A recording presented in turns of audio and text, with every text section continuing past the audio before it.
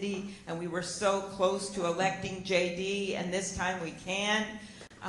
When you look at what you did, turning the House of Representatives into the People's House, we did that with some common sense candidates who had an optimistic economic agenda for Iowa and for rural America. We did that. But it is something else as well that's going on in this country. It's a values check. It's a patriotism check on Donald Trump. I think about the words of Joseph Welch, who was the Army counsel during the McCarthy hearings. And he was from Primgar, Iowa. And like a history nerd, I went to that town to try to figure out where his house was. I never did. But he was the one who said those words that really changed the course of history and civil liberties in America. He was the one that looked at Joseph McCarthy, the congressman, this Army counsel from Iowa, son of immigrants, and said, "Have you no sense of decency, sir? Have you no sense of decency?" And I was getting to that. That was my punch line. God, you just steal my best line. He was a Grinnell College graduate. You know where I am. Okay. But that is what he did. And when you think about this election, I want you to remember that as you talk to your friends and neighbors. And the argument for me, your neighbor to the north, is that I have won my races that way. I have run every place, every race, every time.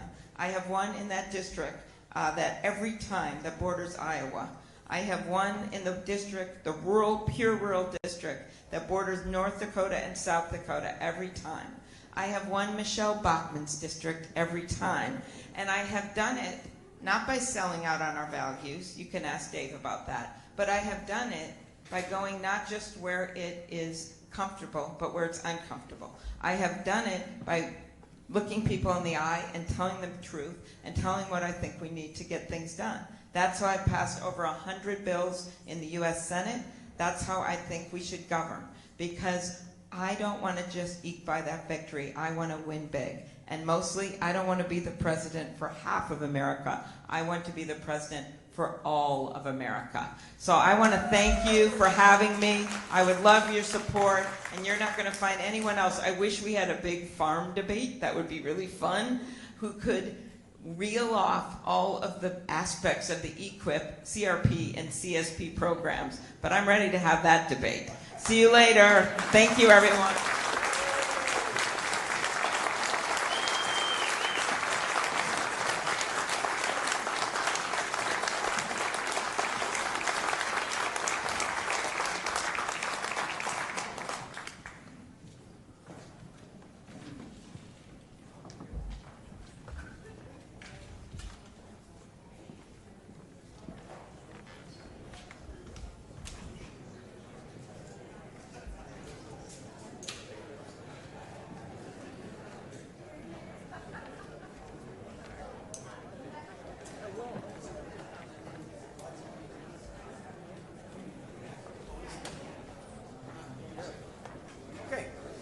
Okay, the next candidate that is here and ready to address us is John Delaney, attorney, businessman, U.S. Representative from Maryland's 6th Congressional District from 2013 to 2019.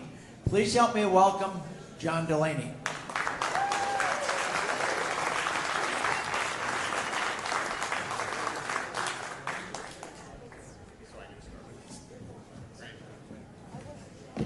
Good afternoon, everyone.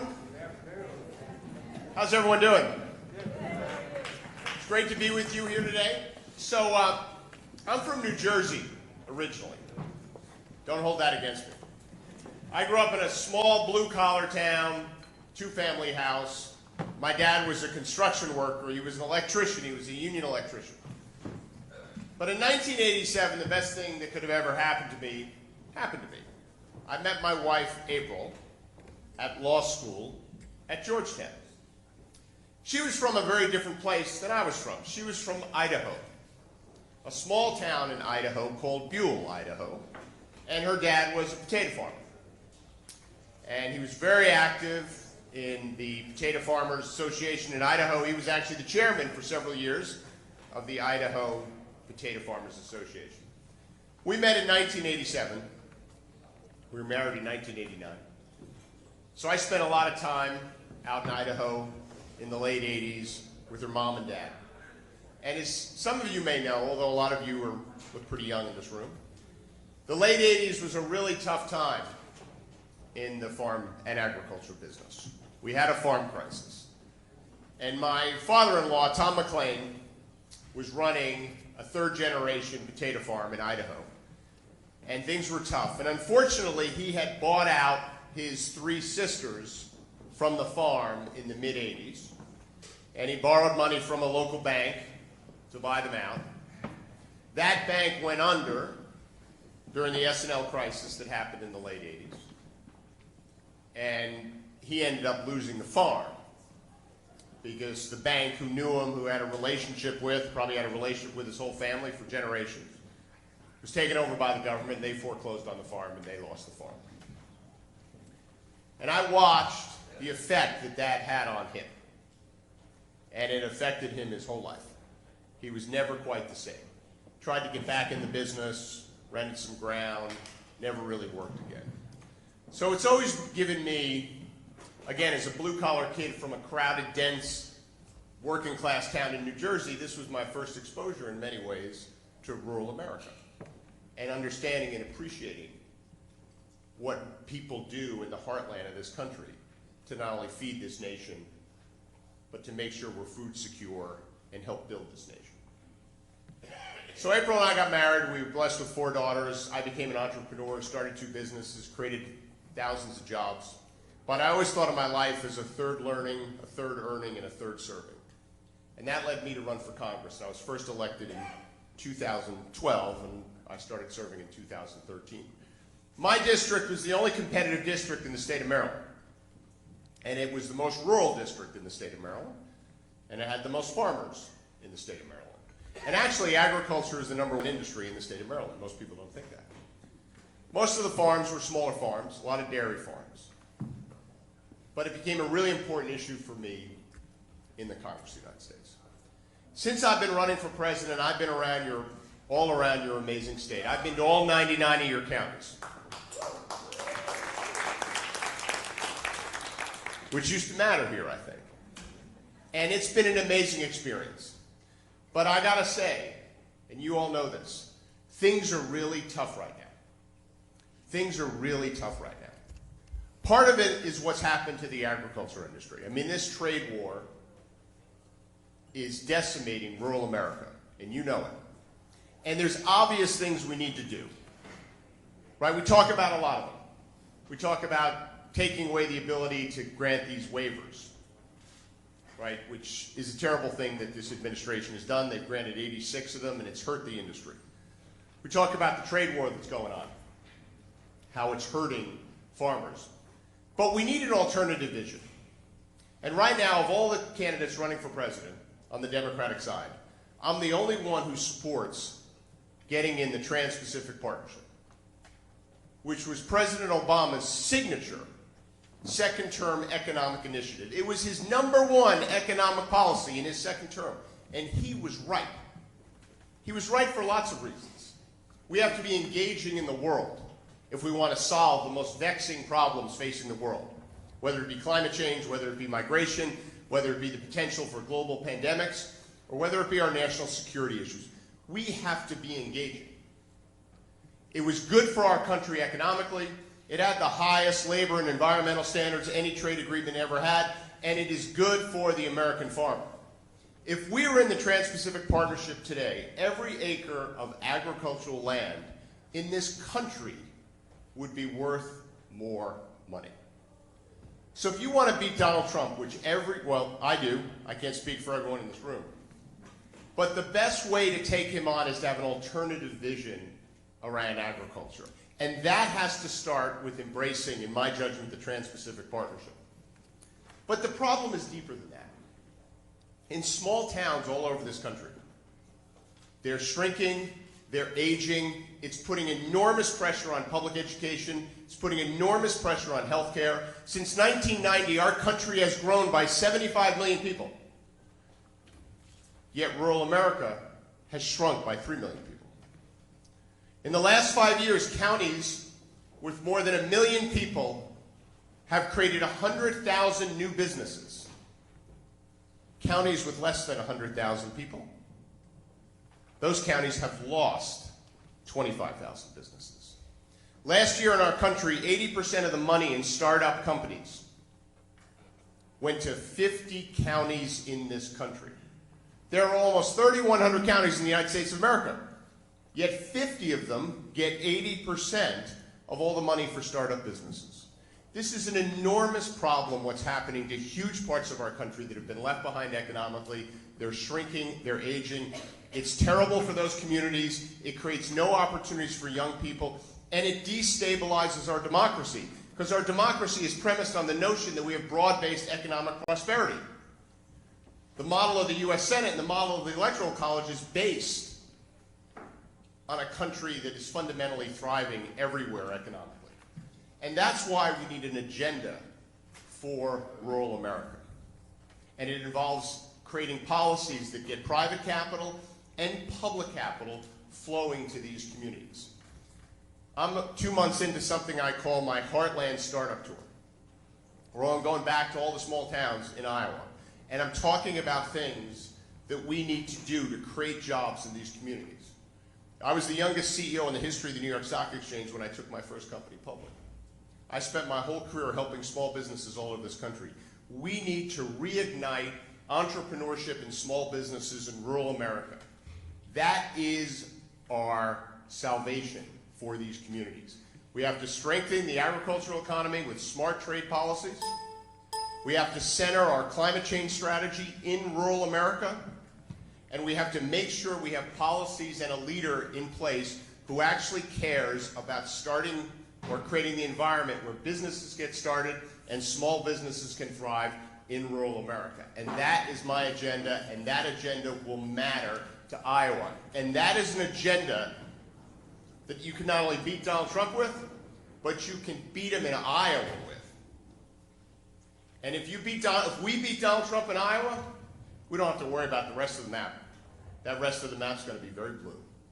So I look forward to the discussion. Thank you very much.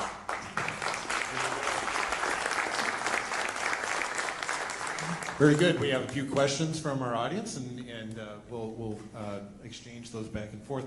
The average age of farmers in the United States is about 60 years old. There are young people who wish to farm but who face serious barriers.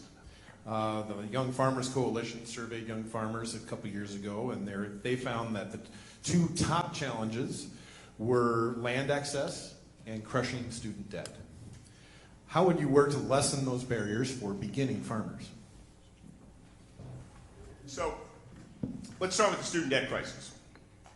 So we've got a terrible situation with respect to student debt. We all know it.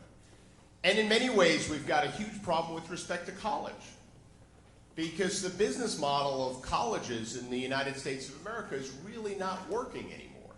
It hasn't been reimagined. It really hasn't received. The judge can discharge that debt, with one exception: student loans.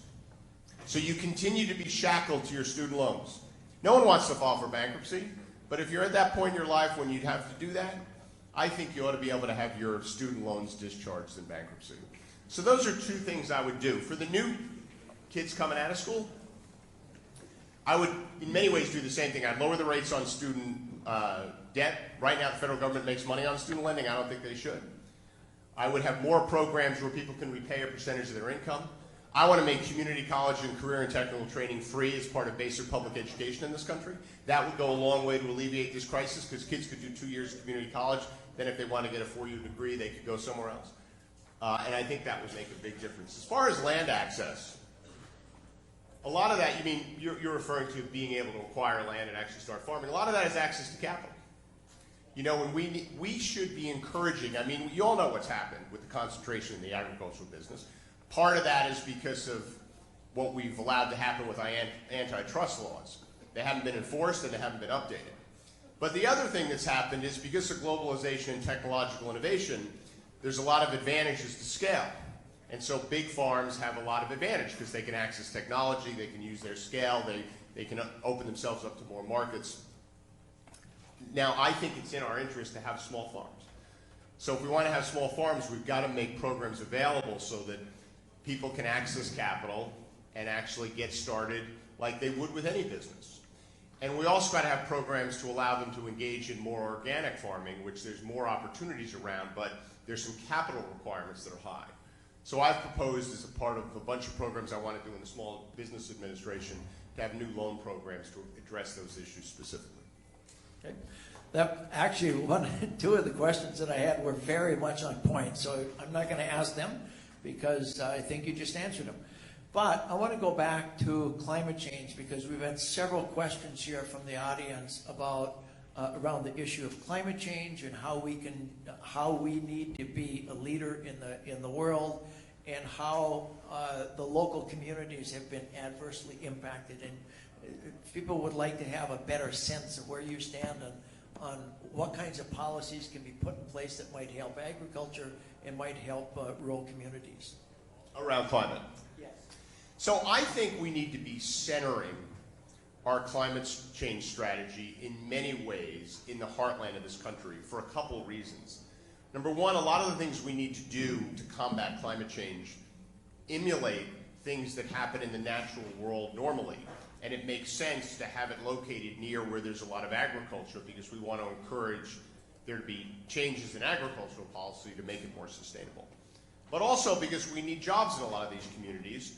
And I think one of the greatest job creation opportunities in the future is in the energy economy and the conservation economy, because we're fundamentally going to need to change everything about how we produce, distribute, store, and conserve energy in the future to manage through this climate crisis. And there's a huge economic opportunity, and I'd like to see that located in the heartland. So some of the things I've proposed is I want to put a price on carbon. I led the effort in the Congress, the only bipartisan effort in the Congress, to put a price on carbon. It had Democrats and Republicans putting a carbon tax in place, which would have cut greenhouse gas emissions by 90%. I want to increase our investment in basic energy research by 5-fold. We need a moonshot around basic research in energy to come up with the technologies that we need in storage and transmission. But I also want to launch a whole new industry in this country, and it's called the direct air capture industry. If you read the IPCC report, which, as we all know, is the most important climate report that comes out from the UN every year, it was clear in its recommendations that they believe we need to be extracting CO2 from the atmosphere. The National Academy of Sciences just did a huge review of these technologies.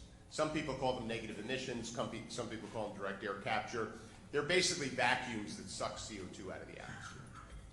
And the reason people think we need to do it, as do I, is because we need to get to net zero by 2050. We don't have a choice.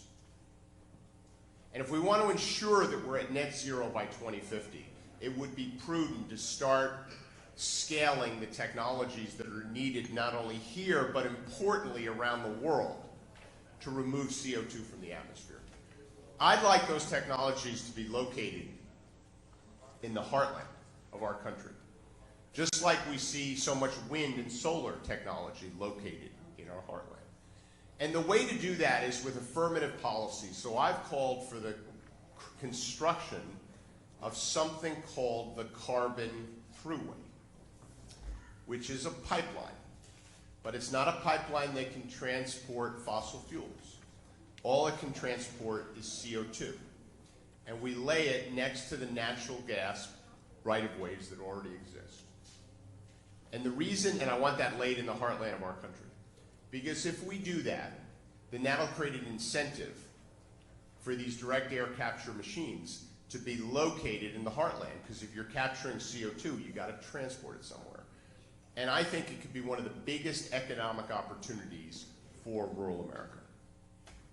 Very good. It's a very different idea, but if you actually look at the UN report, it's what we need. Okay, this next question deals with industrialization of agriculture. How much of a priority will you make of eliminating the industrialization of agriculture, especially livestock production, and creating an environment that will allow small-scale, independent family farms to flourish? Well, as I said in my earlier comments, I think one of the tragedies that's happened in this country is the commercialization and the industrialization and the consolidation of the agriculture industry. As I said, my father-in-law ran a third-generation family farm. In my district in Maryland, I represented the largest number of small family farms in the state of Maryland. And I think they're so central and critical to who we are as a nation and the culture of our country and the culture of rural America that we have to have affirmative policies to encourage them to be strong and vital and vibrant and growing. Some of that is the capital formation stuff we talked about. It also involves changing our antitrust laws, because we've got two antitrust laws in this country that are relevant, the Sherman Act and the Clayton Act. And those laws are very old, 80 years old.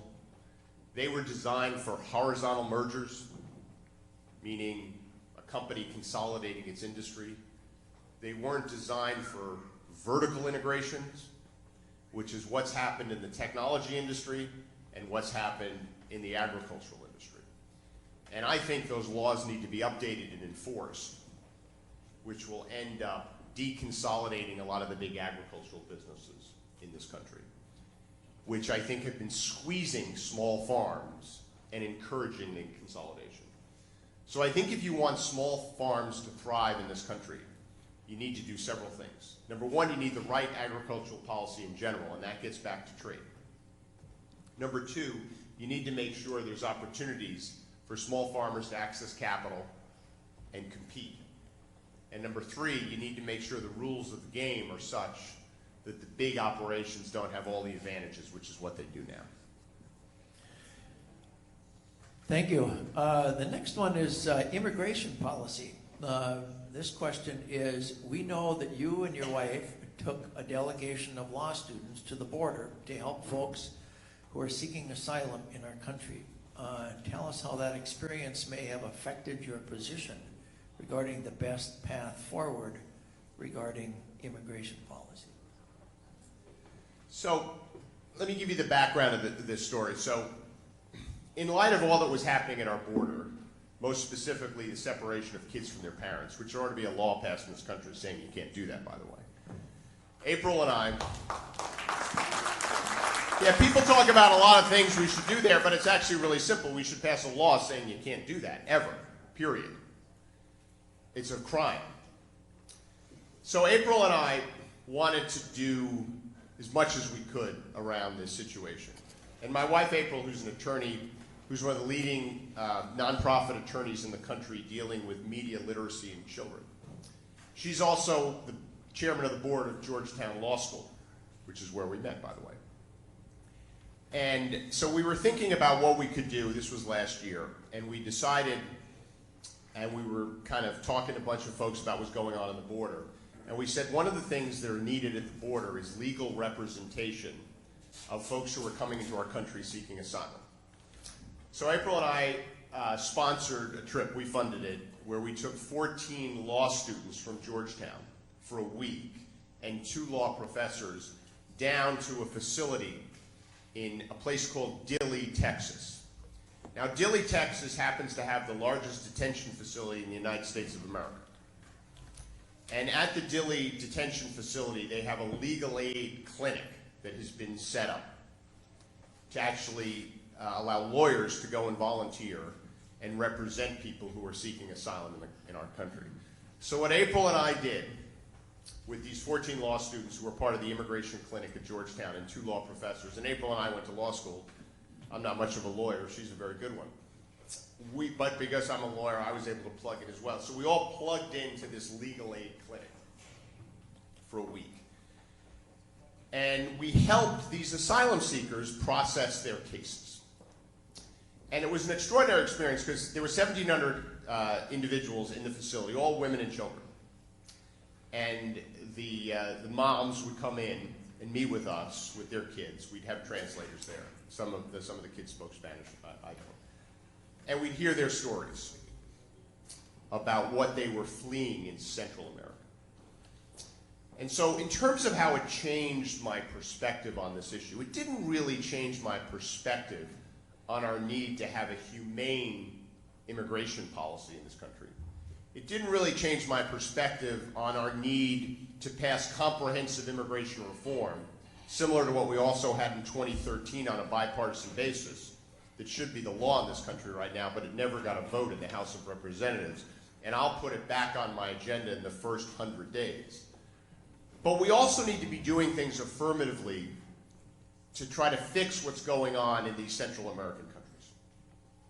Because most of the stories were the same. It was a mom with her children telling us that the reason they were fleeing was because gangs either threatened their family or killed someone in their family.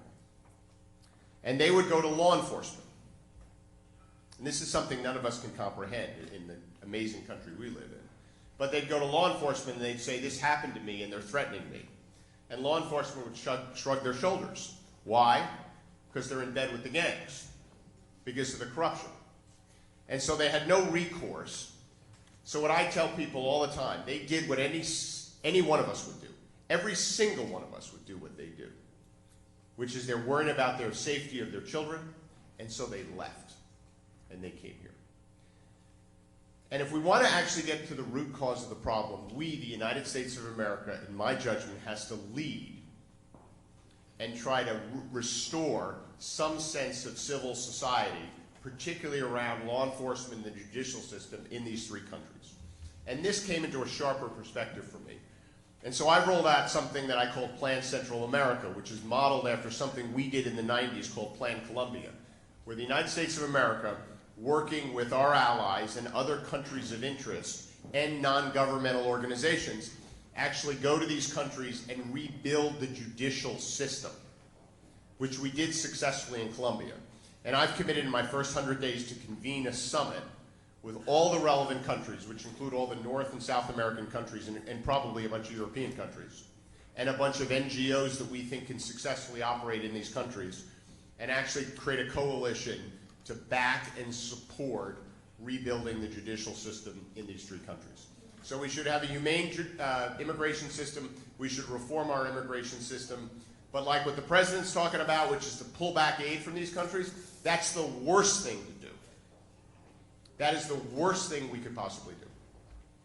So that's actually what that experience taught me. And it was actually an amazing, when I went down there, I know I'm probably going over my time here, but we all have personal immigration stories. And in my family, two of my grandparents were immigrants. And one of them came here as a boy. He was 11 years old. And he came with his 7 brothers and sisters and his mother. And they came into Ellis Island. And his 7 brothers and sisters were led into the country, and his mom was led into the country. But my grandfather was not. He was detained. He was separated from his family. They were let in. They sent him to Staten Island in a detention facility, and they were going to deport him. So your question is, well, why would they do that to this 11-year-old boy? Well, the reason they did that is because he only had one arm. And we didn't let people with disabilities into our country in 1923. And what happened was, he was detained for about 6 weeks. His family got him an appeal, fortunately. His appeal was held in the Great Hall of Ellis Island. And the judge walks in to hear his case, and my grandfather, the 11-year-old boy with one arm, sees that the judge also had one arm, which is the only reason he was let into the country. But for that, I'm not here, right? And the judge looked at him and said, I want you to make something of your life.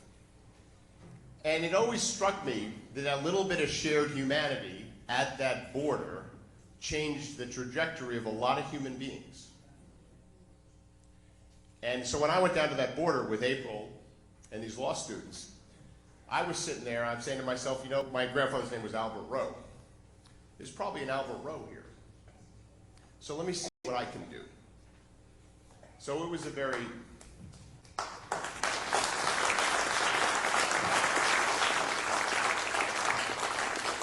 Well, thank you for taking questions from our audience. We'd love to give you 3 minutes or so to kind of conclude for our time today. So, it's an amazing privilege to run for President of the United States of America. In my opinion, the most magnificent country in the world, a country that has every possible advantage any nation could possibly want to have, except one thing.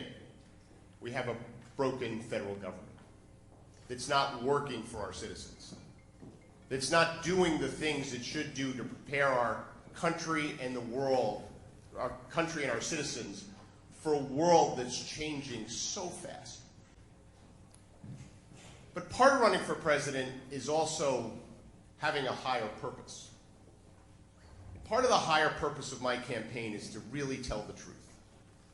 Because I think that's something that is desperately missing from our politics.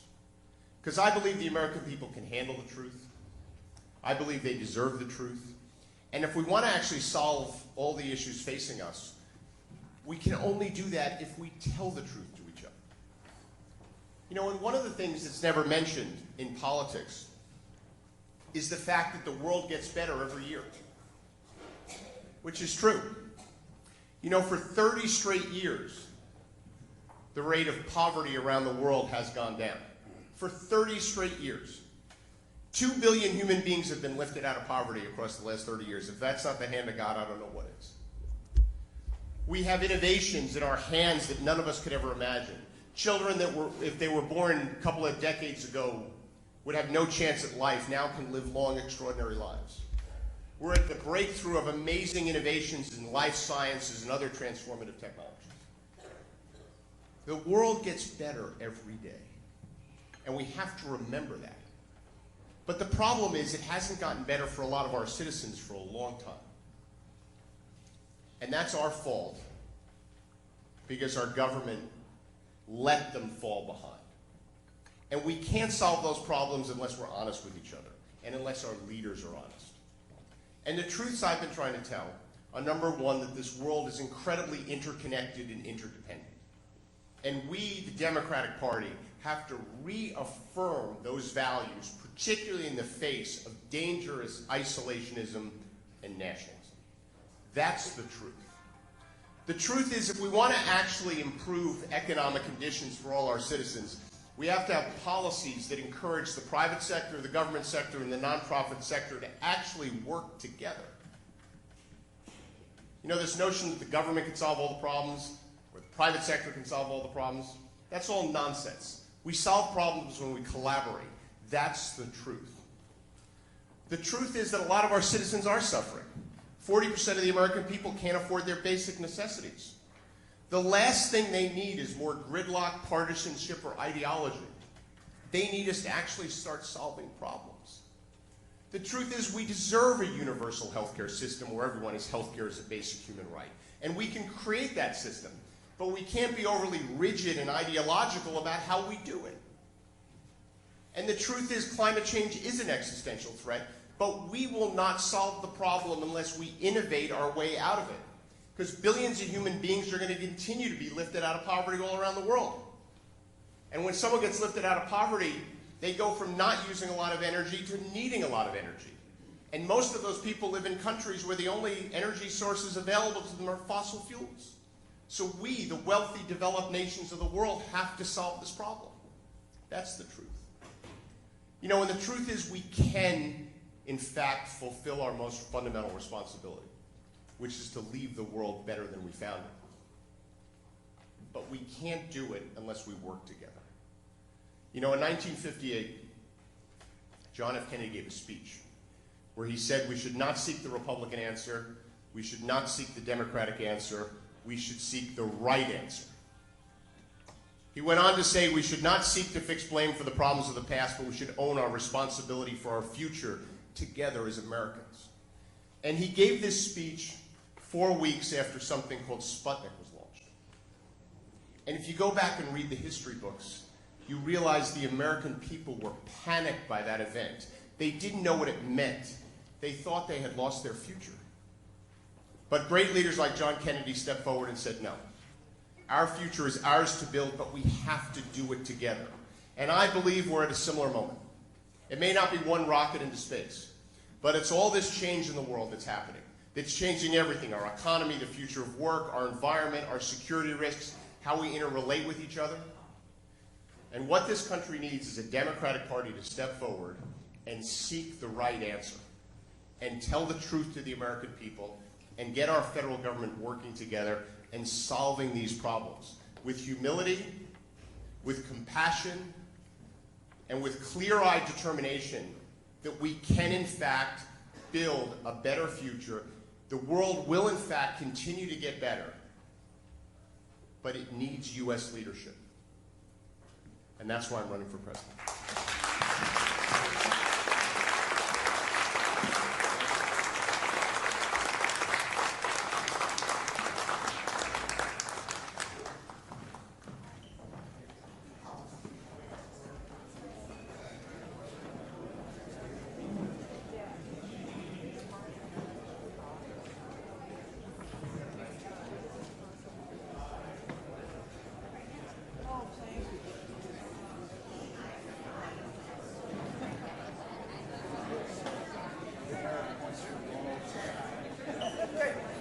All right, our next candidate is Tom Steyer, a successful entrepreneur, philanthropist, and an activist. Among his many enterprises, he launched Next Gen America, a nonprofit organization that supports progressive positions on climate change, immigration, healthcare, and education.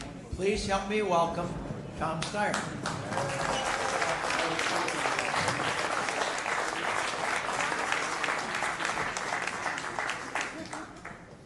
Good afternoon. So that, you might know something about me, but you may not know this, that my wife and I have been raising grass-finished cattle, chickens, and pigs for the last 15 years.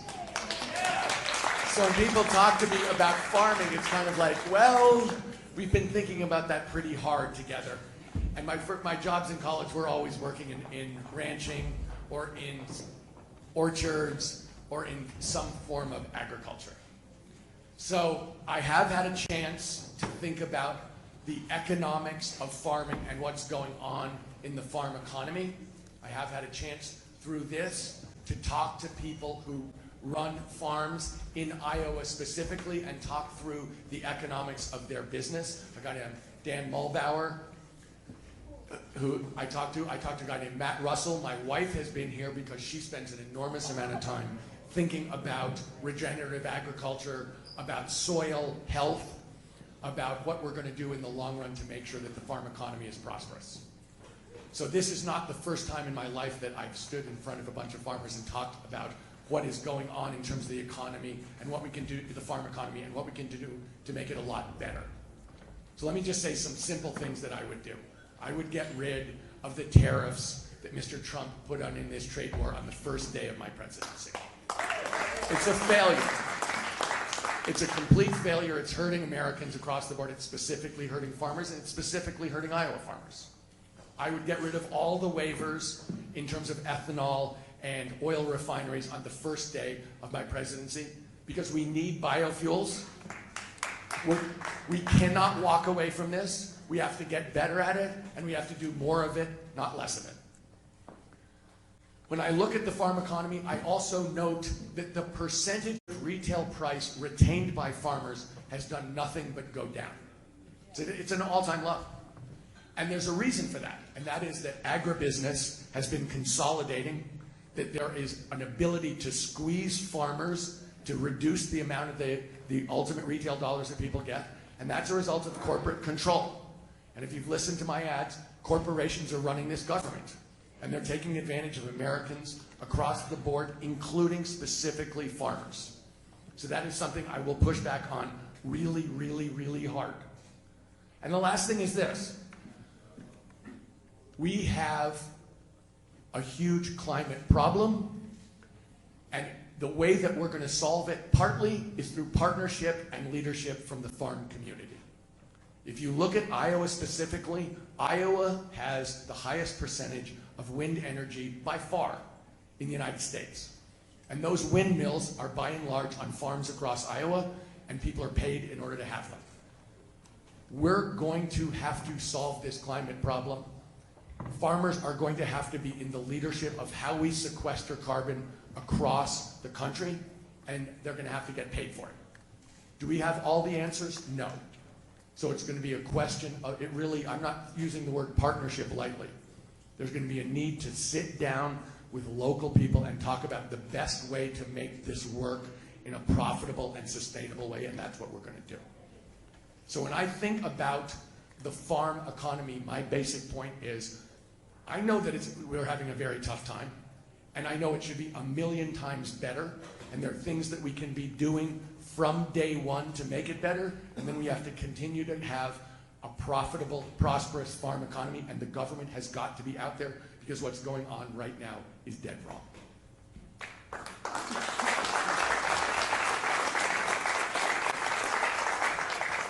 So according to the USDA, farm income has dropped over 5% from our recent highs, and the median farmer has lost money again this year.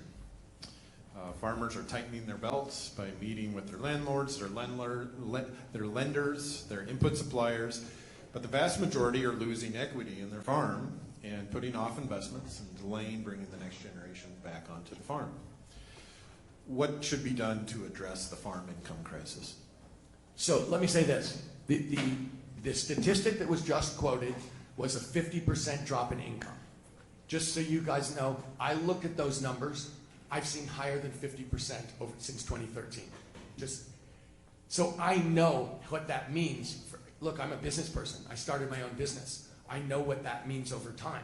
That is a gigantic, horrible fact.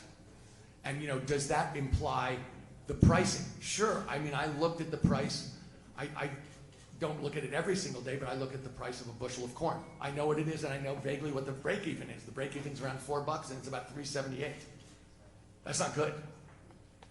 I think when Mr. Trump shuts out parts of the world as a customer for Iowa farmers, that's devastating. But I think there's a question about the price, there's a question about the market, and then there's a question about how much of the ultimate retail the farmers get to keep. So across the board, what we're seeing is organized forces picking on farmers who are having to take prices. And that's the government's job to stick up for them.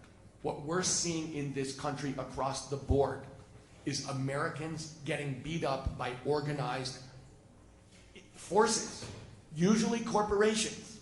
But by and large, the government is not standing with the American people, and here is not standing with American farmers. And I talked about all the different things we should be pushing on, but we are not. Look, farmers in America have been innovating forever. We have the best farmers in the world. When not this past summer, but a year ago summer, I was at the Iowa State Fair, and I was talking to some hog farmers, and they were giving me the numbers of what they do. And I do raise cattle, chicken, and pigs. But the numbers they were doing were blowing my mind. They feed the world. There is something going on here that's incredible, and the government should be supporting it, because what we're seeing is you can't have a successful, prosperous agricultural economy if farmers aren't doing well. I don't care if they give payments to try and make up for the trade war. That isn't going to go to the people who are selling equipment. That's not going to go anywhere to really build an economy. So, kind of related, how would you reform the Farm Bill or other laws to rein in corporate livestock production? There's been a number of questions here about the big concentrated livestock operations and the concentrated industry that livestock producers have to sell into, market into. So what kinds of things would you do to sort of rein that back in so that the farmer would get a larger share of the food dollar? Well, what we're seeing across the board in America, including in the farm economy specifically, is consolidation. So we're seeing it, I mean, you're talking about consolidation, I think, if I interpret your question right, of the actual farmland itself, and obviously we're seeing that at an incredible rate in Iowa and across the country. But there is also the consolidation of people like Cargill, the people who you're interacting with, that are also putting enormous pressure here. And so the question is, how are we going to support farmers really? So it's a combination of higher pricing and higher percentage of the ultimate take. And I think in both cases, the government has got to come in and know that that's the goal, because otherwise this economy can't work. And unless the government provides that support, then individuals are going to get squashed. And that's exactly what is happening. So I don't think there's any question but that this has to change, because we're on a trajectory that makes no sense. And this is in the context of what we're told is a booming economy. So if we're waiting for a booming economy to bail us out, people are telling us, I don't think this is a booming economy, but that's what they're telling us. We need the government to be sitting here making it possible. There's a lot of different ways to do it. Part of it has to do with different kinds of financing. Part of it has to do with different kinds of price supports. Part of it has to do with preventing consolidation and making the market fair so you're not getting squeezed by consolidated powerful interests. But it goes across the board to an awareness that this is not a sustainable economic situation. This next question is very good. Can I say something? It's hard to watch, just so you guys know. We can do so much better. I go across this country and I think, my goodness gracious, has this government just walked away from the American people? It's painful to see, because we can be so much better. We're going to have to be so much better, and it's going to be so much more fun to succeed together than the way we're doing this. Very good. Regarding our food system here in Iowa, only 10% of 10 to 15% of food eaten by Iowans actually comes from Iowa. Most food is brought in that Iowans eat comes from other states. Local and regional food movements have gained some momentum here in Iowa and the rest of the country. And we know that fresh, healthy food from local farmers has proven health benefits. How do we encourage those real connections between farmers, consumers, that lead to real farmer opportunities and healthy communities? So, one of the other things that my wife and I have done is we have organized in our home state of California something we call California Food for California Kids, which is farm to table in the public schools. The public schools in California serve 1 billion meals a year. And our program now is in schools that serve over 300 million meals a year.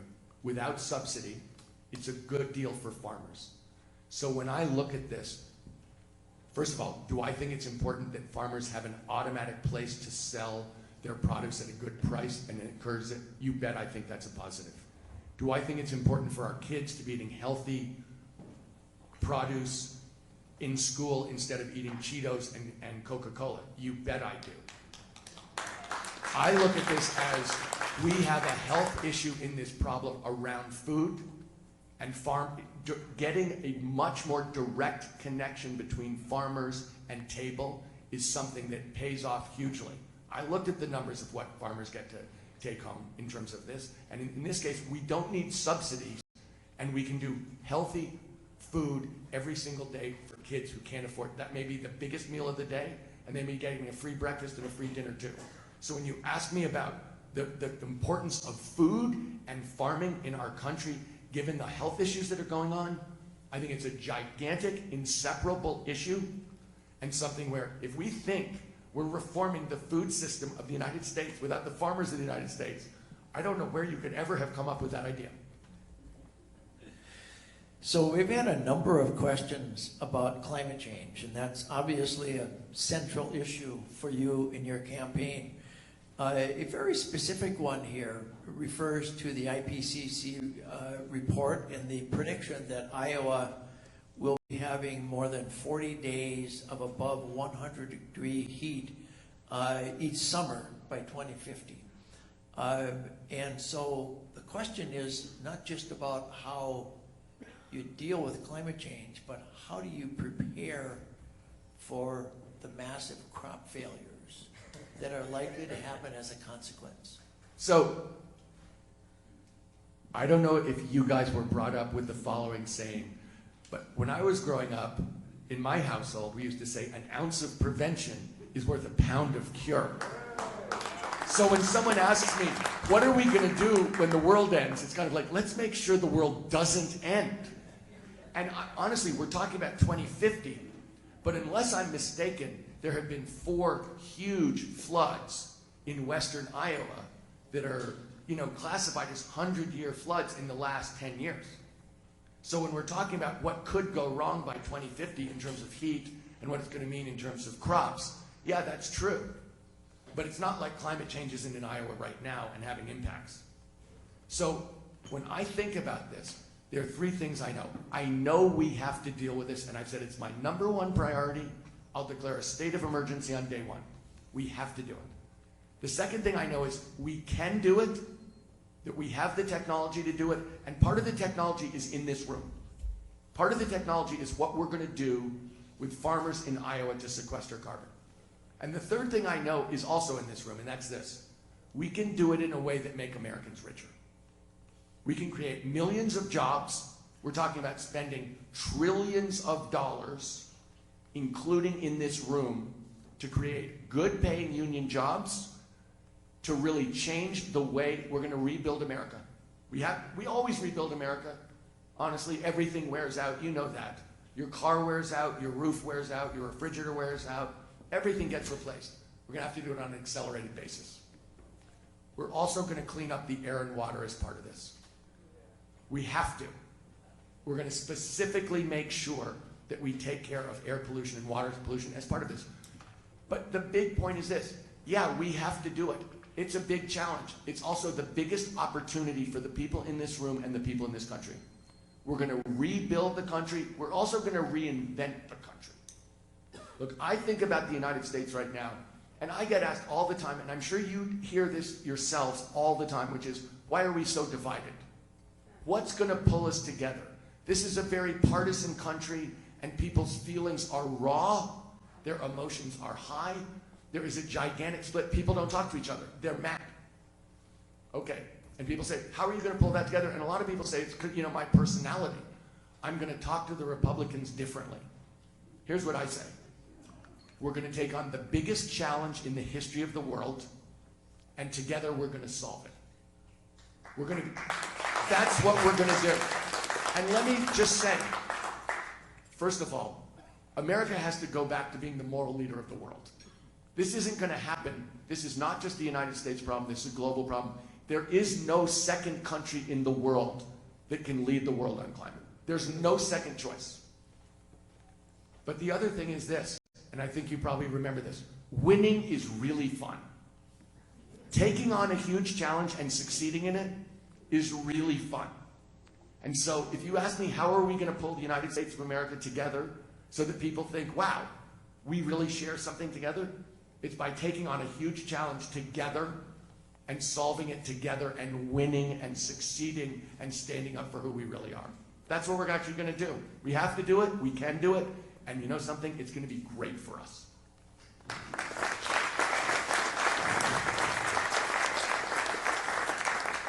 This next question deals with rural voters. How will your campaign ensure that you are making real connections with rural Americans rather than catering to voter-rich cities and suburbs? Well, let me say this. I mean, I don't live on a farm, but I spend a lot of time on a farm.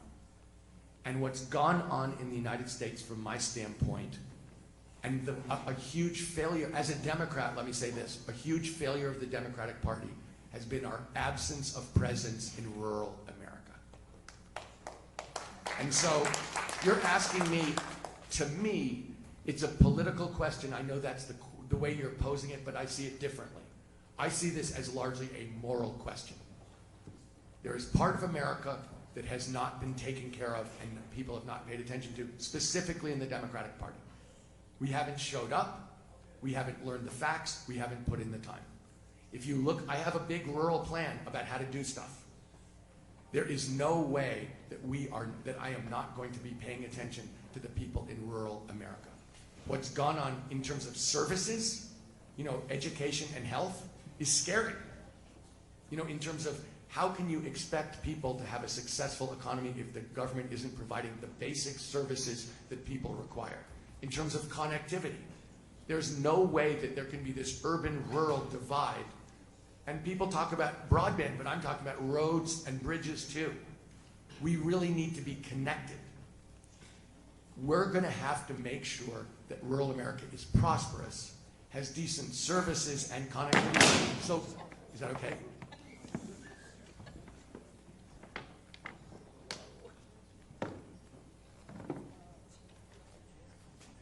You okay, sir? Okay. Goodness. We're going to have to make sure that rural America is prosperous.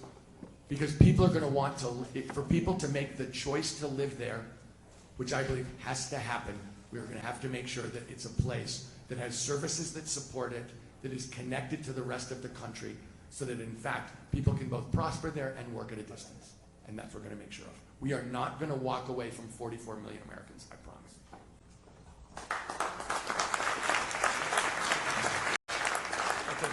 One last question. Trade. There's a lot of concern about the reputational damage that I think our country is suffering as a result of actions of this administration. Most of us who've been in agriculture for a long time remember what happened a generation ago and more, when we put embargoes in place and how markets were lost for a long time. And I think there's a lot of fear that the markets are going to be gone for a long, long time based on what's happened with this administration. How do you restore that reputation and rebuild these markets? Well, this administration has obviously damaged America's relationship and reputation around the world in terms of farm markets, but in terms of so many other things too. I mean, basically, if you think about America first, the whole point is we don't respect anybody, we don't have any values, everything's a unilateral confrontation, and we try and get our way by bullying people. Look, that I would do the exact opposite of that. You know, I think there's no question in the real world that the United States has to prosper in coalition with other freedom-loving and democratic countries, that we cannot separate ourselves from, for instance, China. They may do things that upset us, but we are tied to them. And the idea that somehow we're going to get into some escalating war with China is a terrible idea.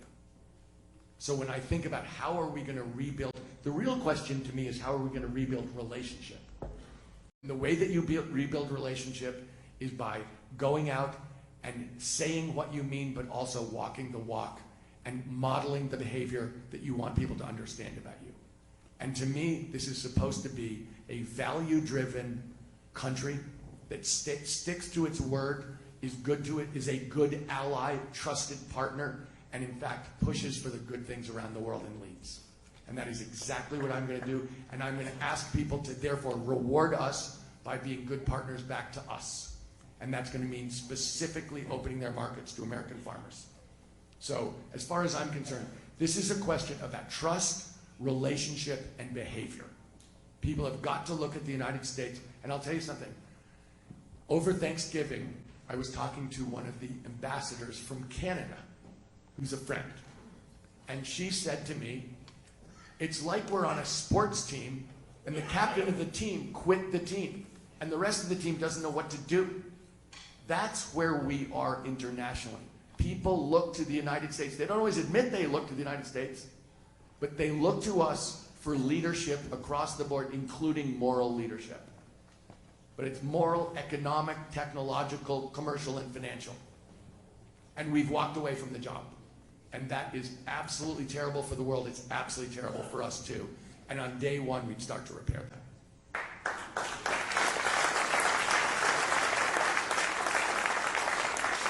Well, that concludes the questions we have for you. Would you like to take 3 minutes to conclude your remarks with us? We very much appreciate that. I'm going to stand up. Look, something happened today that I think is very relevant for the people in this room, very relevant for this race, which is there was a strong jobs report. I don't know if you saw it, but 250,000 jobs created, 3.5% unemployment. And Mr. Trump tweeted out, "It's the economy, stupid." You know, the old Bill Clinton line from 1992, that really what counts is the economy. As Democrats, we are going to have to be able to take Mr. Trump on the economy credibly. And I started a business from scratch. I didn't inherit a dime from my parents. I started a business in one room with no money, and the room didn't even have a window. And I built it over 27 years, and then I walked away from it and took the giving pledge to give most of my money to good causes while I'm alive, and I started organizing Americans against corporate interests. But whatever happens this year in this race, and ultimately in the general election, the Democrat is going to have to be credible in a real way on the economy, because what Mr. Trump is going to say is, you may not like me, and I may not like you.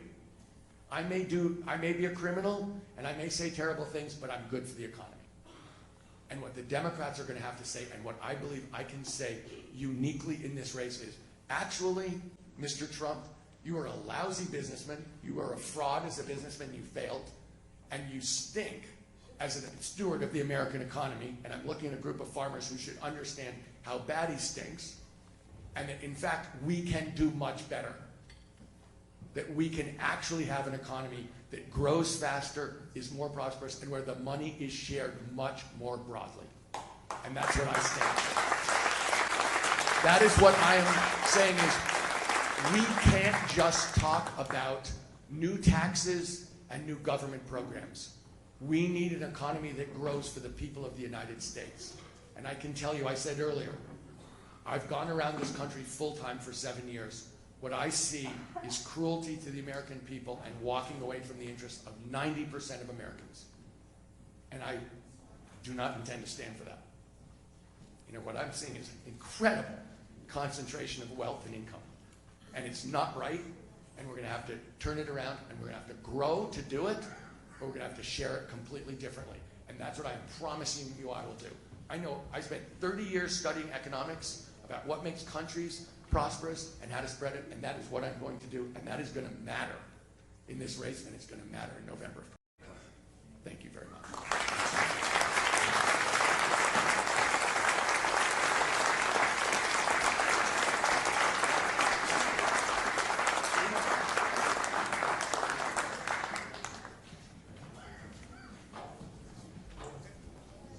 All righty. Thank you, Tom Steyer. And our next candidate is here, Cory Booker, U.S. Senator from New Jersey since 2015. Well, let me say something about him first. He was previously the mayor of Newark from 2000. I'm from North Dakota, okay? Newark. Sorry, I know you're not from Newark. From 2006 to 13. A lot of family ties here to Iowa, which probably already came through, and frankly has quite a few ties to Farmers Union folks too. Cory Booker. Good afternoon, everybody. Okay, thank you so much. All right, I'm going to jump in. They've given me 3 to 5 minutes, but it's good to be here with the Farmers Union. I wore a Farmers Union pin on the Senate floor, and the parliamentarian came over to me thinking that the pin stood for something else. I thought I was descending into terrible partisanship, but I proudly said it was a Farmers Union pin that had been given to me when I got your highest legislative award, the Golden Triangle Award for the work we've done together.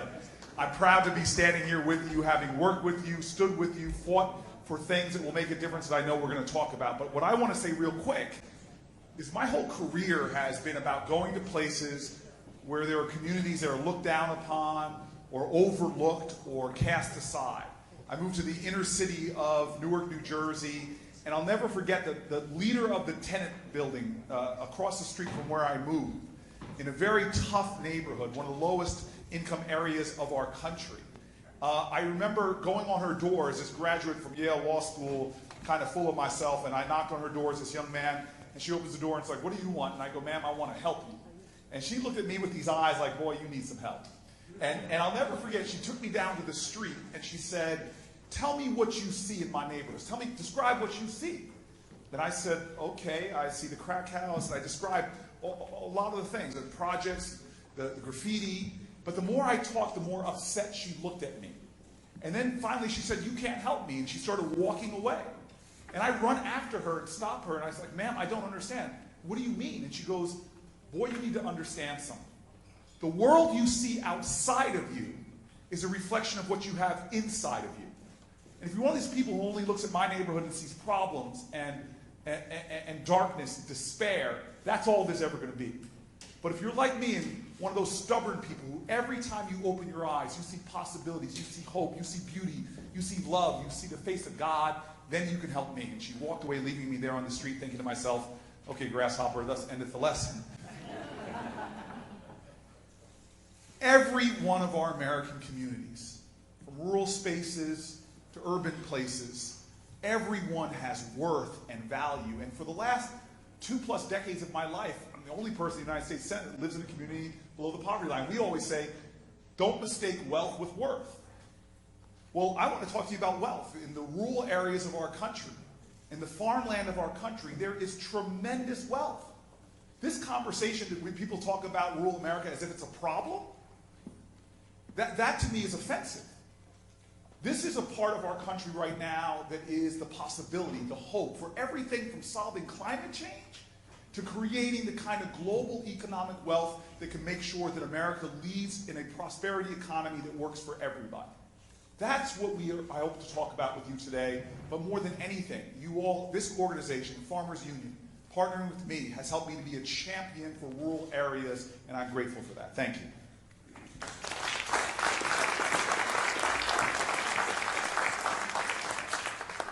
So according to the USDA, we know that farm income has dropped nearly 50% from our recent highs. And that the median farmer lost money again last year. And that means that farmers are tightening the belts, meeting with landlords, lenders, and their input suppliers. But the vast majority are losing equity on their farm, and they're burning through capital. They're putting off investments, and they're delaying bringing the next generation back to the farm. What should we be doing to address this farm income crisis? So we know that the consumer share, the consumer dollar, the farmer's share of the consumer dollar has dropped dramatically in the last decade or two. And for many of our commodities, the things that we're buying in supermarkets in New Jersey that come from the Midwest, the farmer's share of that dollar being spent in my state has gone down 40–50%. We are having independent family farmers being run out of business. The very culture and heritage of our country, the original entrepreneurs in America, they're being run out of business because of the first thing that we've championed together and that you all have informed and endorsed was my bill, which was a groundbreaking bill to put a stop on corporate consolidation in the food and agriculture sector.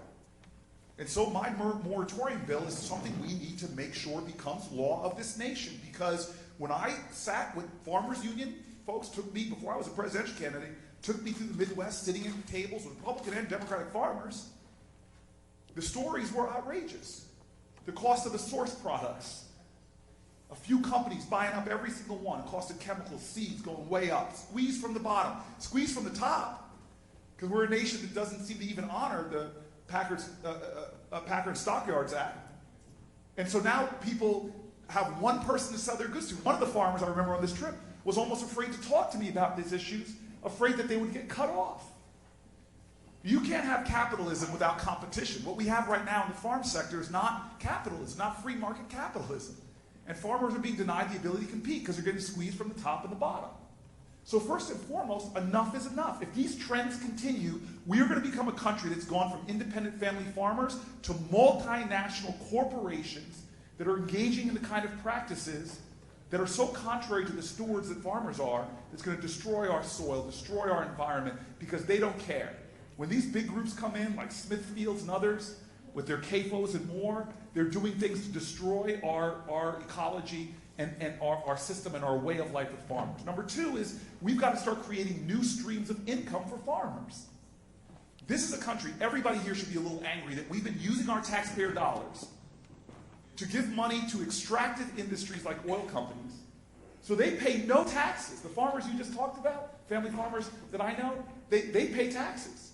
Chevron pays a net zero tax. In fact, they pay negative tax because we give them so much tax dollars to incentivize them to do things that are hurting our economy. We need to pay farmers and incentivize them. That's why my plan calls for $100 billion for farmers to do the kind of practices that farmers know work. Cover crops, no-till farming, the things that preserve habitat, preserve the gold in America now, which is not that ore, the gold is our soil, that protect our waters. And so if you read my plan on corybooker.com/rural America, you're going to see a very detailed plan to make sure that farmers have the resources they need to thrive in our economy, but more than that, that they're going to be the leaders in America that show us a way out of the problem of the climate crisis that we have.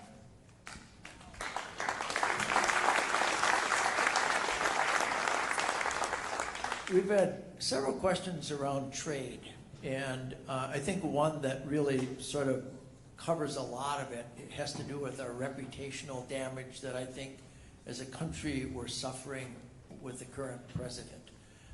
What would you do to sort of restore our reputation around the world and to bring some of those markets back?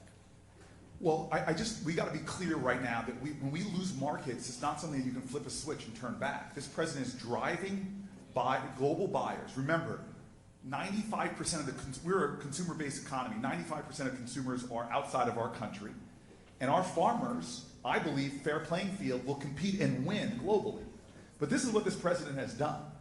I'm not saying we shouldn't be taking on China. We should. But the way he took on China, though, is as if I played football in the Pac-10, now Pac-12, and it'd be like me when we go play Notre Dame saying to my offense, you guys stay on the sidelines.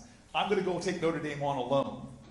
Because what he did is he turned his back on all of our allies and is trying to take China on in a trade war when we have common cause with the EU, common cause with Canada. But you know what we're doing while we're putting tariffs on China? He turned around and put tariffs on our allies as well. We are using a national security waiver to put tariffs on Canada.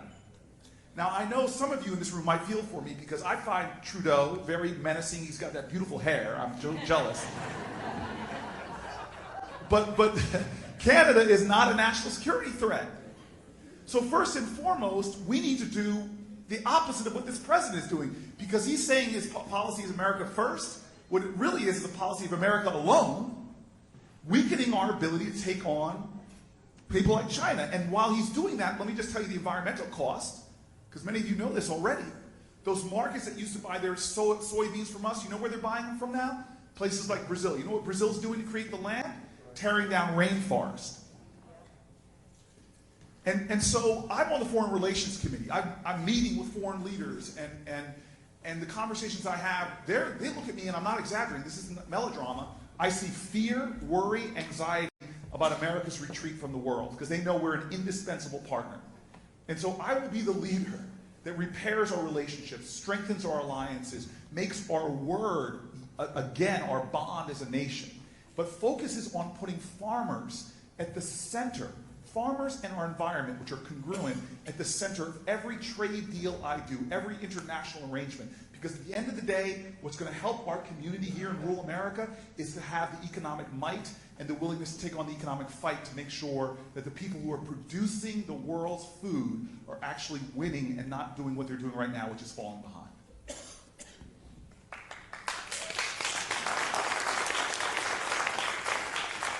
So in Iowa, we know that between 10 and 15% of food eaten by Iowans is actually produced by Iowans. A lot of food is brought into our state from other places. Local and regional food movements are gaining momentum and have some tremendous consumer support, and we also know that fresh, healthy food from local farmers is healthy and leads to healthy communities. How do we encourage these connections between farmers, consumers, and the communities and schools and children that they serve? So, I mean, this is the hope for this country right now, is the local food movement that's growing in our country. And there are some USDA programs and we outlined these in my plan. There are USDA programs that are funding things that are working, funding pilot projects that are working, but we're lacking the resources and the investment to bring these to scale like we should. And so my plan calls for a massive reinvestment in the USDA programs that are showing evidence-based models that really do help to empower that movement. And let me be very clear, as a guy who knows this pain, again, I always tell people try to slice and divide our country, geography, race, party. We are a people that have tremendous common cause. And by the way, we have common pain too, and my goal is to turn that common pain into common purpose. And so let me tell you right now, I was a guy that lived in a food desert and knows the challenge that many Americans across this country who live in places without access to healthy food. There are rural areas living adjacent to farmland that have Dollar Generals taking over, okay? But not access to fresh fruits and vegetables. You know the irony of living a stone's throw from a farm and not having easy access to fresh fruits and vegetables? That not only hurts our health as a society, but it also hurts our economy. We need to start strengthening those links between the producers of the food and the consumer of the food, and not letting these corporate powers that are undermining the ability for both sides to thrive and succeed together. This has been a mission for me like you would not believe. And let me get this off my chest, because this is another bill you all helped me with. That there are folks that in the Democratic Party that didn't support this. These checkoff programs that my independent family farmers are paying into, that are then controlled, the boards are being controlled by these multinational corporations that use those dollars to push practices that hurt these local farm movements, these farm table movements, these locally grown movements. This has got to stop. There's no accountability for those resources. This is going to be a battle in our country, and you all know this. It affects every element of our society. Who is going to have a say? The people or the larger conglomerations that are undermining free markets, entrepreneurialism, independent family farmers, and more? Because we're losing right now.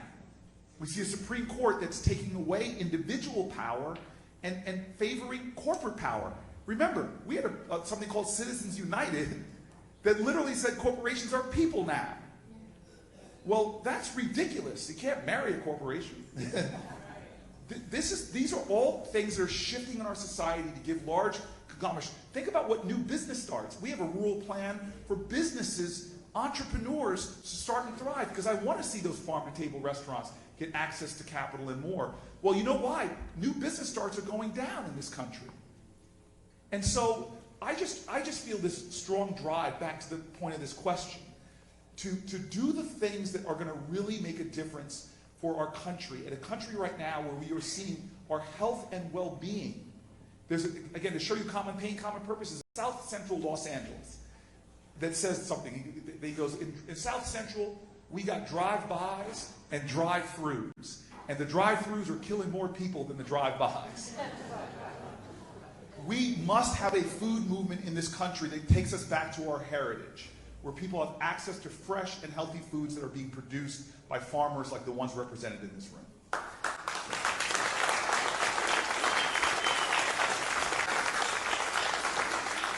Well, let's pick up on that healthy theme.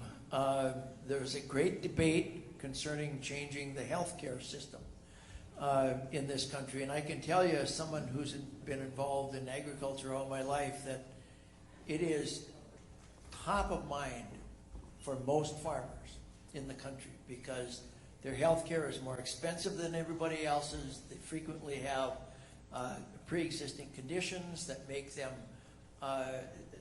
either ineligible or just unaffordable.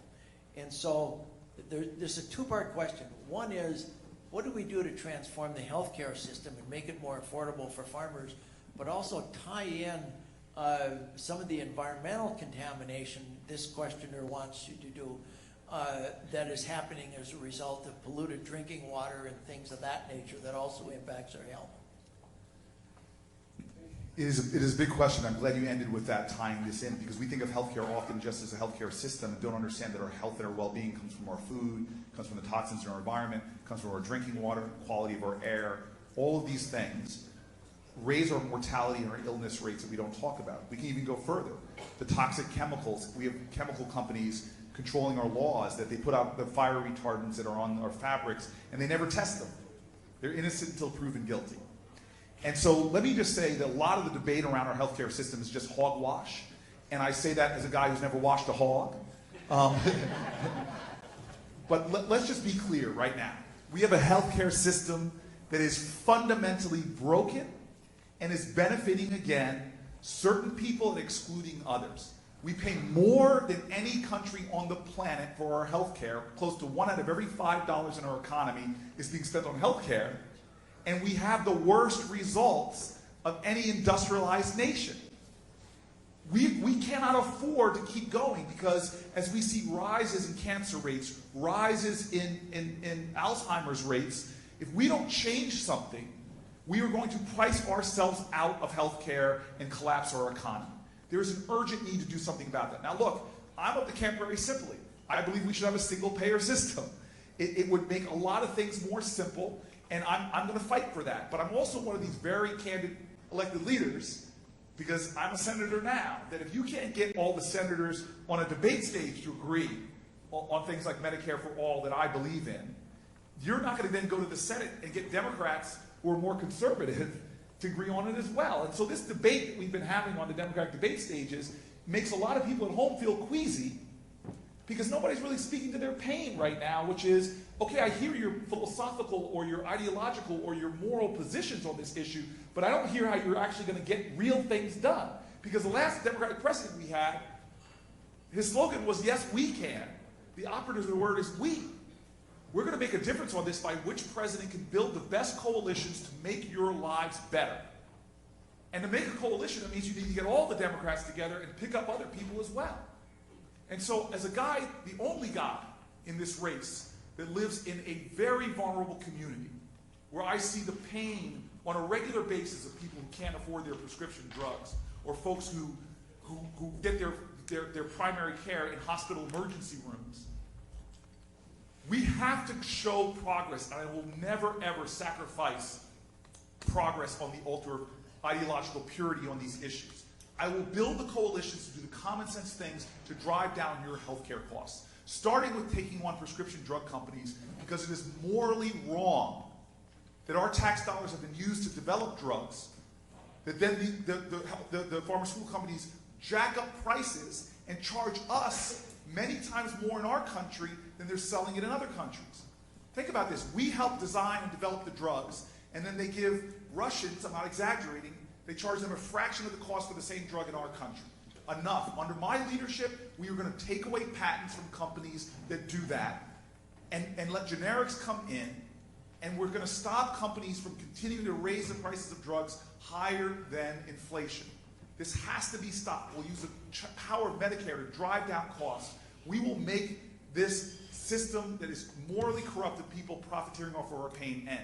And then we'll do other things that are just common sense that I know we can do in the early days of my administration. Expanding Medicare, lowering eligibility costs, creating a public option. They're the coalitions that we can build to get those things done, to move the ball further to the end zone for me, which is ultimately every American, as a matter of a right, a moral right, having access to health care. But the last part of that question, which I just really quickly want to say, because I don't think enough people are talking about it. I founded the Environmental Justice Caucus in the United States Senate because not enough people are talking about this.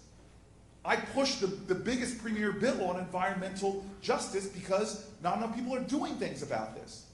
Millions of Americans don't have access to clean drinking water, including right here in Iowa. In fact, people talk about Flint, Michigan. I don't know if you all knew this, but there are more than 3,000 jurisdictions, 3,000, where children have more than twice the blood lead levels of Flint, Michigan, because we have a clean water problem. We have a clean air problem. The number one reason why our kids are missing school now, health reason, is asthma. We wouldn't have such high expensive healthcare costs if we attacked these environmental toxins. If I am your president, you can see it as a pillar of my climate plan is environmental justice. There's no greater champion of these issues already in the United States Senate. The best way to know what somebody's going to do in the future is what the heck have they been doing now and in the past. And you will see me going to battle to make sure our air, water is not only clean, but it is an American birthright that you should have access to environments without these toxins we have in America.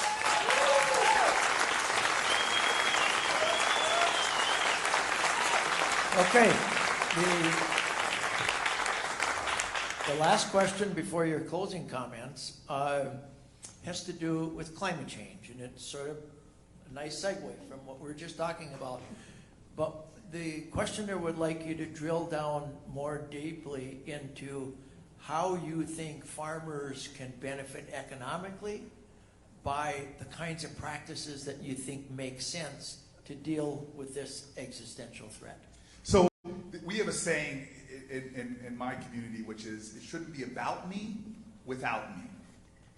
In other words, if you're not at the room making policy, if you're not at the table, as one of my friends used to joke with me, if you don't have a seat at the table, then you're going to be on the menu. and dear God, we Democrats don't have clean hands on this.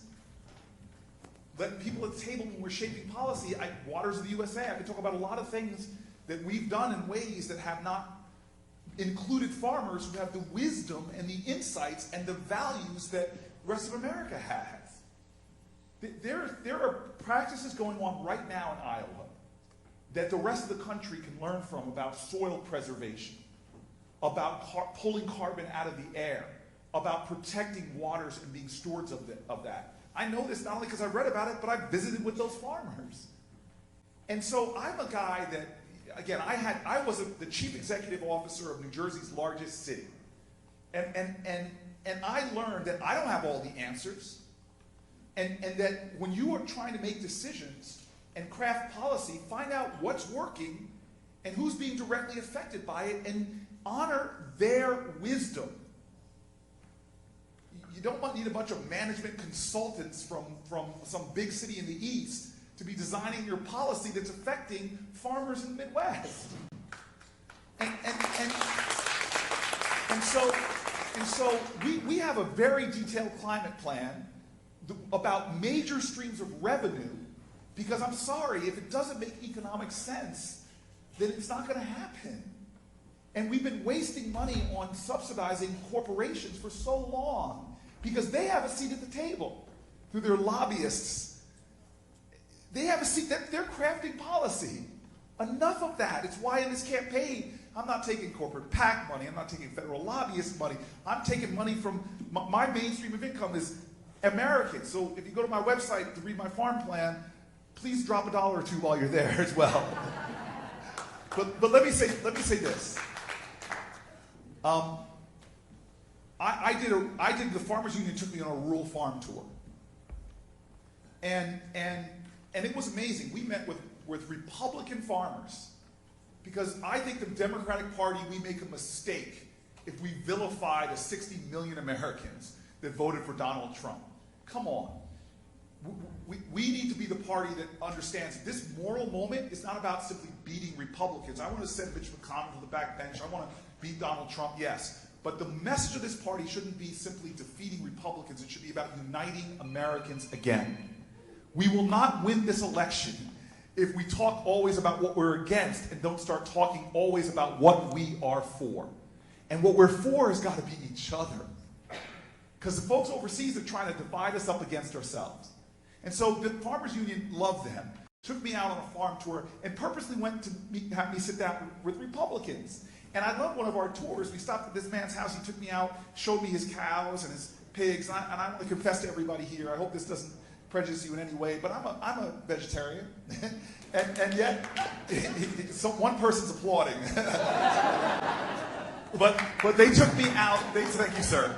He took me out to see his cows. He was very stiff to me, very stiff. And I just felt a little tension. And so I tried to loosen him up with my, I don't know if you all know this, but I am Corey and corny. One letter separates us. So I used all of my corny jokes on this guy. I said, sir, these cows of yours are utterly amazing, sir. I milked every joke I had for everything that I could get. And I'm sorry, it's painful. You're all about to eat too. And by the end, he was smiling and stuff. We sat around the table, and I loved it. We agreed on so many things. The ag moratorium on corporate mergers, the doing things like the checkoff. These guys were just common sense folk. By the end, he wanted me to take pictures and selfies with his families. I get back in the car, and the incredible man that was driving me around said, I need to tell you something. That guy didn't want you in his house original. And when I asked him why, he goes, well, we're a Christian family. We can't have somebody like him in our house. Now, hold on. Don't disrespect him. We are so in our silos in America. And our silos often tell us to hate each other. And they take often the dumbest thing we've said and use that as evidence to the totality of our being. So he must have watched something about me that some of the websites that are on the other side of the aisle. But yet we found common cause. There's this great writer, her name is Brene Brown. And she says, you can't hate up close, so pull people in. Me, a Republican from the Midwest, and a Democrat from Newark, New Jersey, sat down at a table and had a conversation and found fierce common cause. If we are going to solve these problems like climate change, we will never get there by vilifying entire sectors of our economy, by people on either side of the aisle. We've got to find more leaders that are going to willing to do the work of reaching out, pulling people in, sitting at a common table, and reestablishing that common cause. Our very existence on this planet depends upon doing that. And I believe at the core of my being, after working with the Farmers Union, that farmers will be the salvation of this country's environmental problems.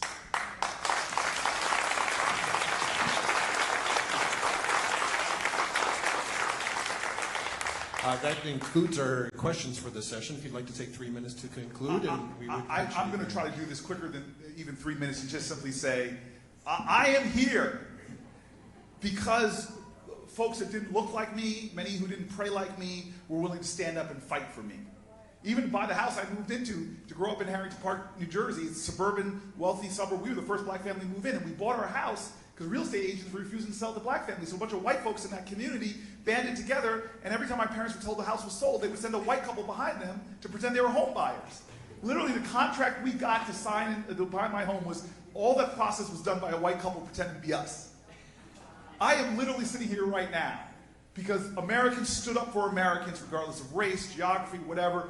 We have a core value in this country. It's represented in our faith traditions. It's represented in our history of something simple, that patriotism is love of country. And you cannot love your country unless you love your fellow countrymen and women. And love is not sentimentality. It's not a mushy feeling. Love is sacrifice and service. Love is a very simple statement. Love is knowing that injustice anywhere is a threat to justice everywhere. And we got a lot of injustice in this country. You all drive around your communities, you see it. We're in a country that has this discord now between the things we say and the things we do. We say that we're the home of the brave, but our bravest, when they come home, our veterans, they're disproportionately homeless. We talk about a criminal justice system. Well, where's the justice in having a system that now treats you better if you're rich and guilty than if you're poor and innocent? We are a nation that says we believe in equality under the law, but you know what we're doing? We're locking people up just because of their mental illness or their addiction. I just want to say I'm running in this election not just because I know we have strong policy plans. This election is not just about the head, it's about the heart, it's about the gut, it's about the spirit of America. I'm running to bring this country together, to show again that the lines that divide us are not nearly as strong as the ties that bind us. I'm going because in my gut I know we are a greater nation when leaders stand up and put more indivisible back into our one nation under God. And if I have my way, those values that got me to this very stage of American, standing up for American, that in this tough time when people are trying to slice and divide us and demean and degrade us, that we now together understand that our salvation lies in each other, and we join arms again like we did on beaches in Normandy, in the civil rights movement, in the suffrage movement, that we join arms again and say to this world, watch us world, because together we will rise. Thank you.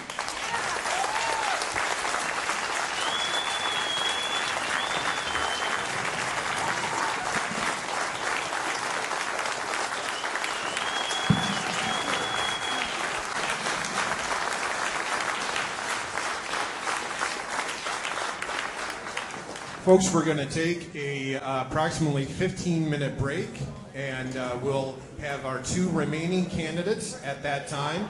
Please, if you're making plans for the evening, don't forget we have a wonderful fundraising reception that will take place in the periodic table room just beyond the area here.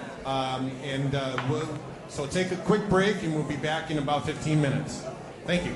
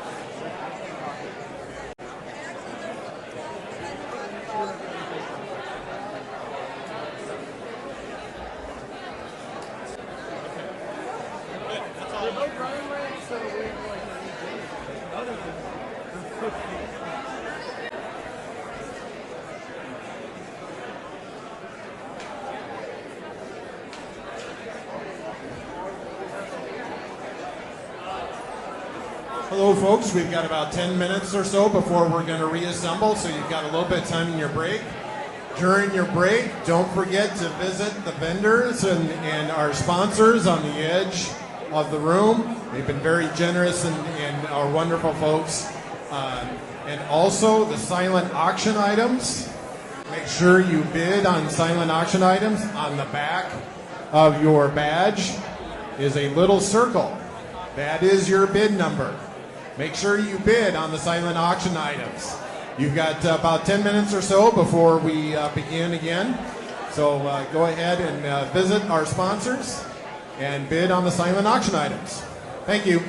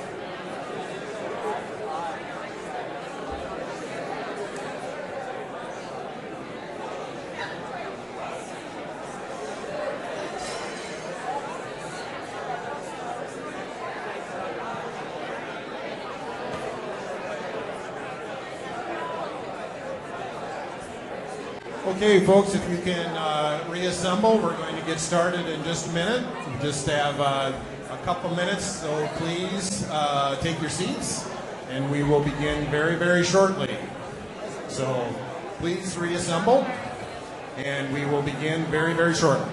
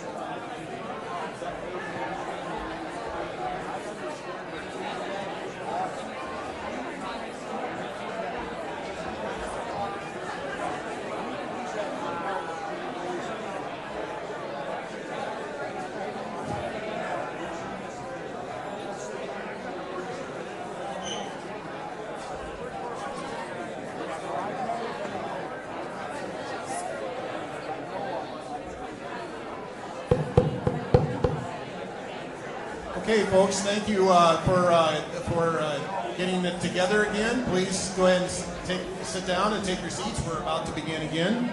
So we'll call the room to order again. Thank you.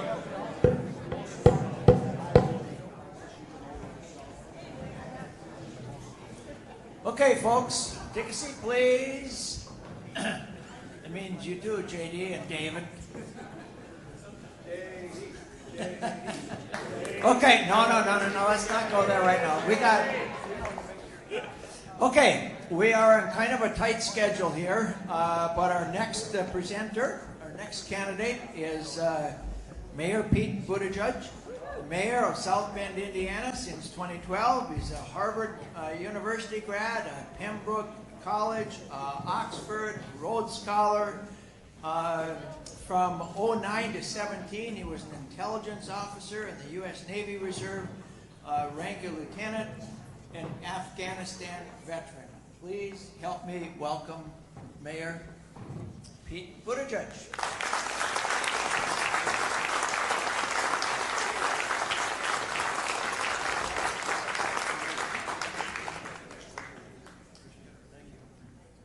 Sure. All right. Sorry. Well, good evening. Thanks for the chance to join you. I'll be brief by way of introduction so we can get right into the conversation. But I want to thank you for the opportunity to come together. I want to thank you for the work that you do. And I want to share as quickly as possible why I'm running for president. I am running not only to be the Democratic nominee who can bring change to the White House, not just to end the Trump presidency, but to launch the era that's got to come next. And so my campaign revolves around the need to prepare for that first day when the sun comes up in this country and Donald Trump's no longer the president. And when that day comes, we're all looking forward to that, I think. But I think we're also all aware of how challenged America will be at that time. Our problems will not go away. We will be more divided than ever. And at the same time, we'll also have policy challenges requiring bold action. So the job of the next president is to solve and face these big policy challenges with bold action, and to do it in a way that draws the American people together. And a very important set of examples of what it's going to take to do that comes from the need to make sure that we are supporting farmers and supporting rural America. I come from an industrial city, South Bend, Indiana, about 6 hours up I-80 east, whichever way's east. And our experience is different. You pointed that way. Okay. I believe you. It's a little different from the smallest towns around us, but also one thing in common, which is I remember growing up with the message that success meant getting out. And it took me a while to figure out that where I actually belonged most was at home. And I talked to folks, especially in farm families and folks across rural America, who are wondering whether their kids and their grandkids will be able to prosper in the same farming business and just plain in the same counties and communities where they grew up. In order to see to it that the answer is yes, we have to make sure that we are investing in rural America, investing in economic opportunity, investing in health, and investing in the future of American farming at a time when farmers are being squeezed on all sides. Squeezed by consolidation, giving folks fewer and fewer places to buy from or to sell to. Squeezed by a trade war that nobody around here asked for, and that even the MFP is not making folks whole on.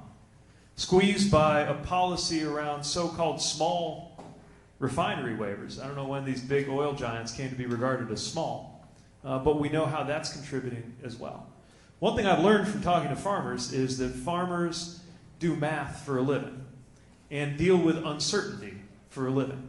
And right now we have way too many sources of uncertainty on top of the ones you're already facing from the year-to-year challenges that farming faces. And we've got to do something about that by acting to deal with this consolidation, by acting to end a self-defeating trade war, by acting to support biofuels, and by recruiting and funding farming to be a central part of how we deal with the climate challenge, where all of us have a lot to lose, but also farming has so much to contribute. I want us to be as proud of what American farming did to demonstrate how agriculture around the world could become carbon negative, as we are of Norman Borlaug and the work that did around the world to help feed millions. And I see that in the future of American farming. So I promised I'd be short on monologue. I'll take my seat, but hopefully that gives you a sense of where I'm coming from and why I'm so glad to be with you this evening. Thanks again for the chance to be here. Again, thank you so much for being here. Sure thing. You know, in the last number of years, farm income has dropped about 50%.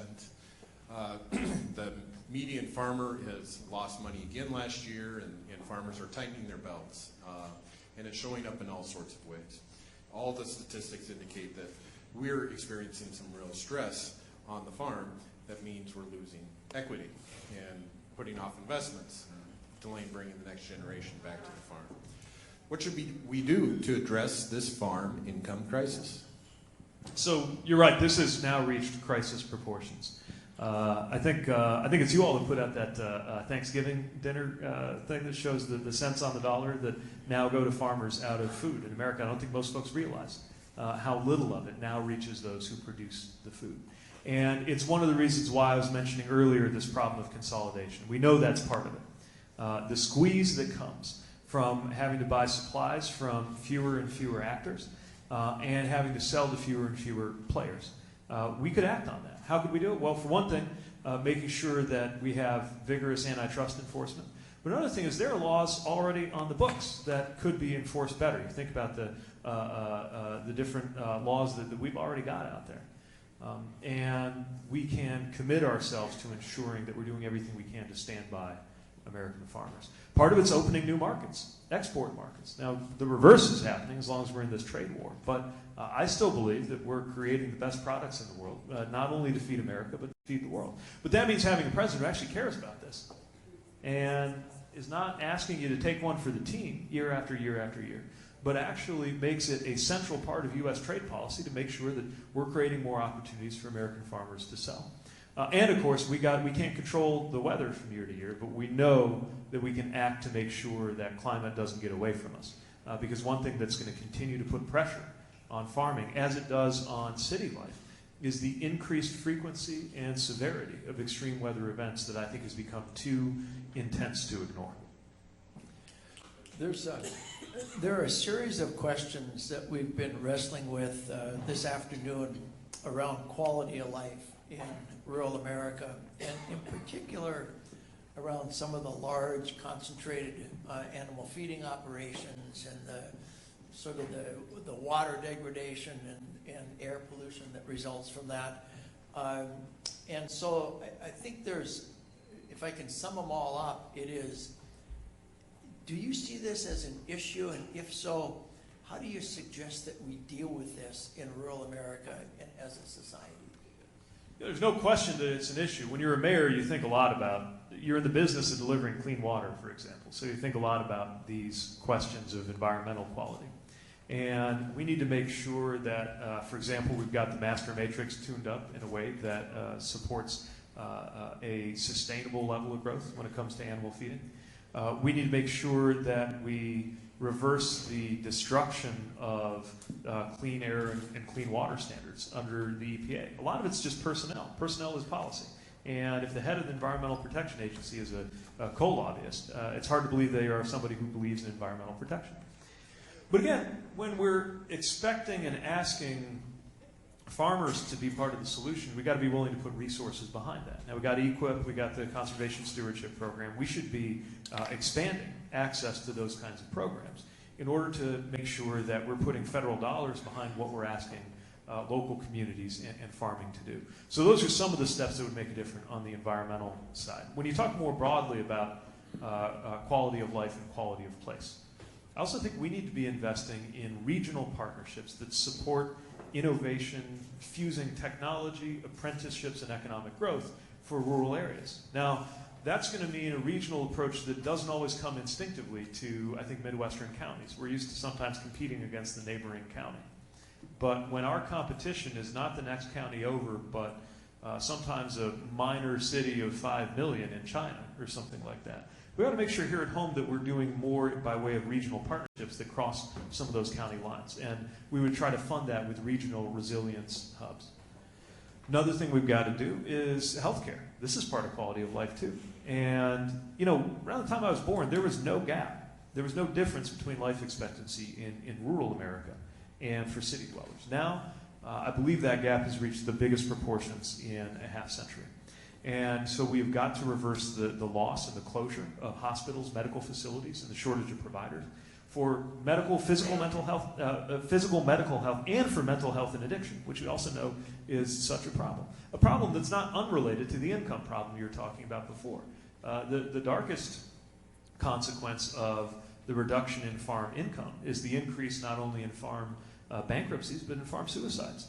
And we know that there are more steps we can undertake, not just on those underlying causes, but also just to make sure that the health resources are where they need to be, so that whether you're directly involved in farming or not, you know that you can thrive in a rural area. And that commitment is personal to me, coming from Indiana and seeing what folks are going through in rural communities, whether it's here, there, or around the country as we travel in this campaign. We estimate that Iowans only about 10 to 15% of the food that they eat actually comes from Iowa farms. But we also know that local and regional food systems are gaining in momentum, and that fresh, healthy food from local farmers has proven healthy benefits. How do we encourage those connections between farmers and consumers to create real opportunities and healthy communities and healthy kids? So glad you raised that, because a really important part of health policy is food policy. I could do a whole hour up here about why we think our Medicare for All Who Want It plan is better than the Medicare for All alternatives or some of the other ideas that my competitors have. But we're talking about that one part of healthcare, an important one to be sure. We're talking about it like it's all that matters. Actually, one of the things we know is that a huge part of how you're going to do health-wise is not anything that goes on inside the doors of the walls of a hospital or a doctor's office. It's what happens before that. And so much of that has to do with food. So where does our food come from? Is it made of things we can pronounce? Do we know what all went into it and what journey it's been through on its way to us? These are things that I think need to be much nearer to the heart of our policy. And part of it can directly come from USDA. Of course, there's a reason why USDA is in charge of some of the child nutrition and school nutrition programs we do.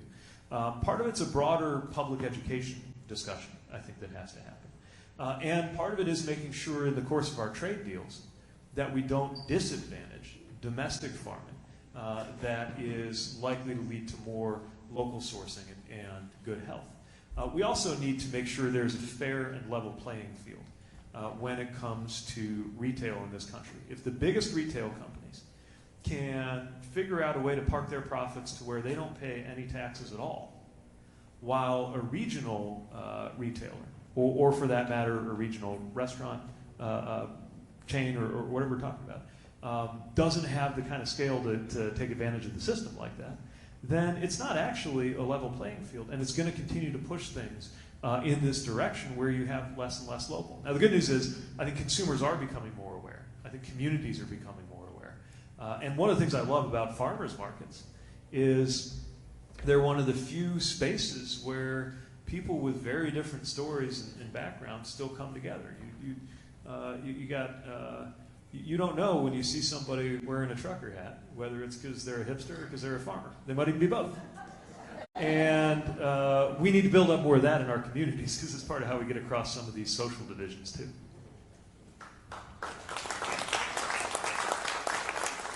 We've got a lot of questions around the issue of climate change. You talked a little bit about it. There's a lot of focus here on Iowa, and a IPCC report that predicts Iowa will have more than 40 days of above 100-degree temps by 2050. Of course, we know all about the flooding and other issues that result from this. And the question is really, how do we prepare for the massive crop failures that are likely to be happening? But also, as a part of that, how do we pay for fixing, and how do we fix this problem? So the problem is upon us, and as you said, the IPCC has talked about what will happen by 2050 if we don't act by 2030. But the real deadline is 2020, because if we don't have a president who cares about this and is ready to take bold action by the end of the 2020 election, there's no way we hit the targets that we need to by 2030 to prevent the disaster you're describing in 2050. And it's why we need to, of course, win, and need to make sure that we deliver a climate policy with concrete, measurable, and aggressive goals. Our plan would have the economy net carbon neutral by 2050. And there are things we can do in the short term. By 2025, we can double the amount of clean energy on the grid.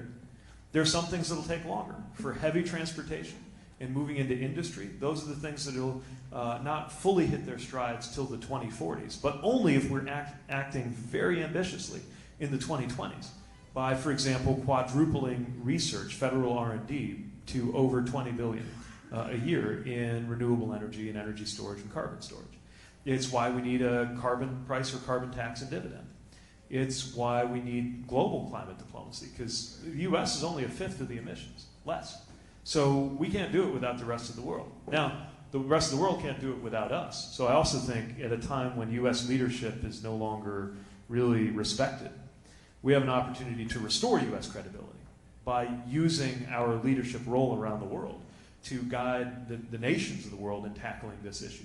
But we need an all-of-the-above approach, and we got to get to work now on that. It's personal for me, like everything else. I think about it through the lens of my own community. We had a flood, one of those 3 a.m. emergency management moments that a mayor has, that they told me was a 1,000-year flood. We had another flood 2 years later that was also a once or twice in a millennium thing. So it's clear that it's already changing. And that's why we also need to invest in resilience and disaster preparedness. No matter how good of a job we do on mitigating the climate impacts, it's already happening. And it's why my disaster plan calls for us to streamline the lines of funding and the flows of support through, for example, FEMA. It's why we need to invest in regional strategies, because an individual area is going to know what they need to do to prepare. And it's why we need to make sure we're ahead of any impacts this could have on the U.S. food supply, because at that point, it starts to become a national security issue, too.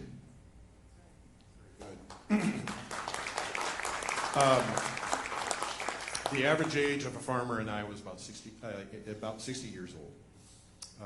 And young people who wish to farm face serious barriers. And two of the largest ones are land access and a huge amount of student loan debt. How would you work to lessen these barriers for beginning farmers? All right, help is on the way. So when it comes to student loan debt, first of all, I've laid out a proposal that would make public college, completely tuition-free for the first 80% of Americans by income. You get above 80%, it's kind of a sliding scale. If you're fortunate enough to be in the top 10%, I certainly wish you well, but we're going to ask you to pay your own tuition. On the back end, though, we can offer income-based repayment and ways to forgive your student debt for public service, ways to make sure we reduce it on that end, too. Because there are all these costs, things that aren't necessarily thought of as farm policy. Like you're saying, student loan policy is farm policy because it impacts young people's ability to go into the field. So is healthcare, right? So many folks, I talk to couples where one spouse gets a job in town that doesn't really need the benefits. One of many reasons that we need reform, and one of many problems that our vision of Medicare for All Who Want It could fix, because it wouldn't depend on whether you work for a big employer or a big company in order to be able to get health care. Land access, obviously a complex challenge, but an example of one where I think if we do get a handle on this consolidation and this push toward monopoly, that would help us break some of that loose. Okay, last question. Time Do you, flies. do you think family farms are important, and why? I feel like there's a correct and an incorrect answer to that question. Of course they're important. And they're important because it's such an important part of the American way of life. You know, you look at the money that is being kicked around in this country. You look at the money that the president is throwing at the problem he created with the trade deal. And you think about what it would mean to invest in ensuring that this way of life persists. We already do this as a country. The fact that a postage stamp costs the same, whether you're sending a postcard from Grinnell to Cedar Rapids or whether you're sending it from South Bend to Seattle, shows that we make certain decisions to level the playing field, to make sure that we support our way of life and support national unity. For reasons of food security, for reasons of heritage, for reasons of economic growth and development in rural areas, for reasons of just plain economic fairness. You cannot allow farming to become one more thing that's been gobbled up by the biggest corporations in the world. And I think that the potential that lies within American farm families deserves to be supported from the highest office in the land. And my personal commitment is to do that from the Oval Office if you invite me to be your president.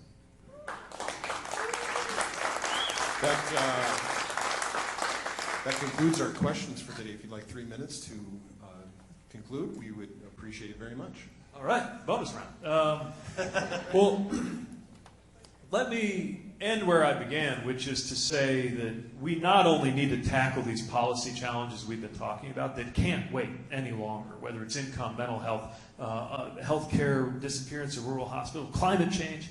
We got to act now. Can't wait 10 years, can't wait 4 years. We got to act right away. But also, we have got to figure out a way to do this that leaves us more unified than divided at the end of the day. I am not pretending we're all going to agree on everything or on anything. But having lived under a divider-in-chief, we need to find a way to rally around the values that we care about as Americans. And my campaign revolves around these values. We can honor American values like freedom without falling into this idea that freedom comes from cutting every government program and regulation and tax you've ever seen. Sometimes freedom means making sure the policy world steps up, like when it comes to health care. I see a lot of values that are celebrated in rural areas but used by politicians to pit us against each other. I see that happening with faith all the time. In a country that was set up by design to belong equally to people of every religion and no religion, but also where those who are guided in their moral values by religious considerations are looking at this White House scratching their head. The latest was this thing they did to SNAP, taking food out of the hands of those who need it. You don't have to belong to any particular religious tradition to have the words, "I was hungry and you did not feed me," ringing in your ears when you see those news reports. We can do better. We can do so much better, and we have to, and we are running out of time. I'm running for president because our country's running out of time, but I'm also running for president because it's not too late. And I am convinced we can be very proud of what we did as a country in 2020 to turn things around and to set things up so that by the time I've got grandkids, and I'm hoping they can live in a community where they grew up, they're working on a whole different set of issues than what we've been debating here in our time. That's the promise that I can offer. That and a presidency where when you turn on the TV and look at the White House, or when the subject of politics comes up at coffee later, your blood pressure actually goes down a little bit instead of up through the roof. I think we need that as a country right now, in addition to bold actions and real solutions. And I'm committed to partnering with all of you and with rural America to deliver prosperity for everybody in our time before it's too late. So thanks so much for the invitation to be here. Thanks for your work, and I look forward to seeing you on the campaign trail. And of course, I'm asking you to caucus for me in February and help us make history. Thank you. Thanks very much.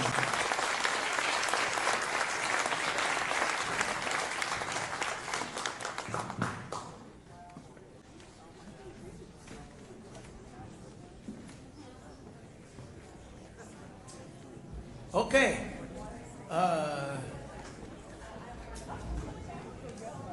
Final candidate is Bernie Sanders, U.S. Senator from Vermont. Since 2007, and before that, a decade and a half as Vermont's at-large congressman, and before that, the mayor of Burlington in Vermont. Bernie Sanders.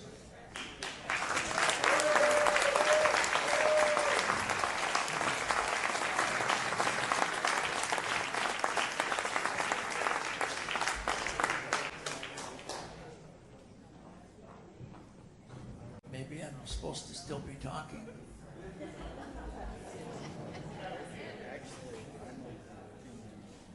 There we go. All right. Senator Sanders.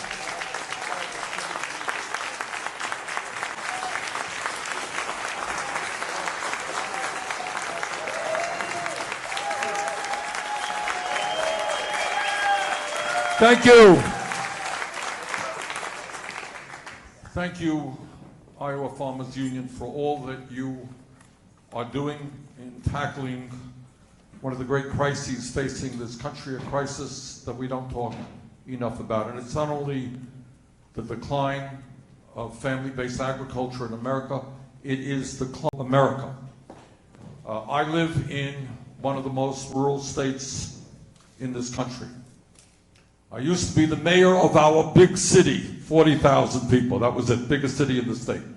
Most of our people live in towns of 1,000 or less, 2,000 or less. I believe in the rural way of life. It is a good way of life. It is a good place to raise our children. And we together have got to do everything that we can to rebuild rural America, because what's going on now is just not acceptable. And when we talk about the decline of rural America, we are talking about the decline of family farms, and I don't have to tell you, it's true in Vermont. It's one of the saddest things that goes on in my state. It's going on in your state. People whose families have owned farms generation after generation, sometimes going back to the Revolutionary War, are now being forced off of the land because the prices that they are getting for their commodities are nowhere near the cost of production. So, let me tell you this. Let me make a promise to you. I try not to make too many promises on the campaign trail, but here is one promise I make to you. My Secretary of Agriculture will come from the ranks of family-based agriculture, not from corporate business.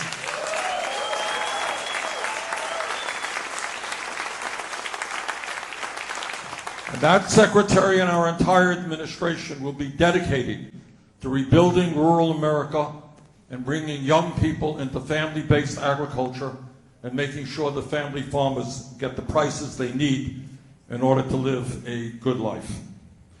In my view, we can no longer tolerate farm bankruptcies in the Midwest being at their highest level in a decade, while the CEO who controls Smithfield Foods got a $291 million compensation package in 2017. Agribusiness prospers, family farmers get driven off of the land, and in some cases, farmers are doing terrible things because of the agony that they are going through. We can no longer tolerate the top 10% of farms in this country, the biggest farms receiving 77% of all government subsidies. We're going to turn that around. We're going to use federal resources to protect family farms, not agribusiness, or not allow, continue to allow just 4 large companies to control 82% of the beef packing industry, 85% of soybean processing, 63% of pork packing, and 53% of chicken processing. We're going to have an attorney general in this country who understands antitrust law.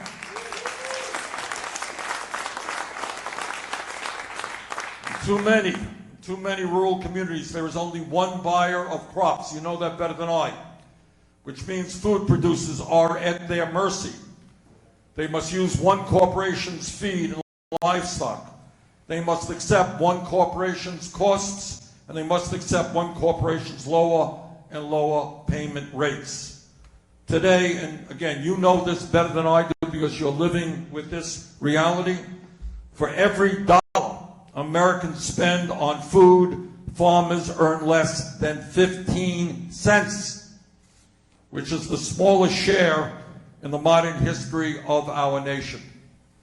And I can tell you, as a former mayor and a congressman and a senator, that the American people appreciate the hard work that family farmers do.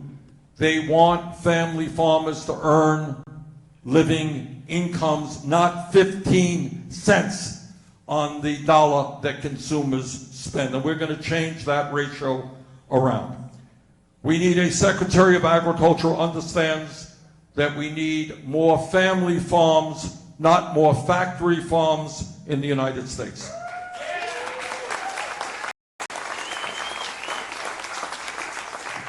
We need an Attorney General who will not only impose a moratorium on new agribusiness mergers, but will break up agribusiness monopolies that are devastating family farmers in Iowa, Vermont, and all over rural America.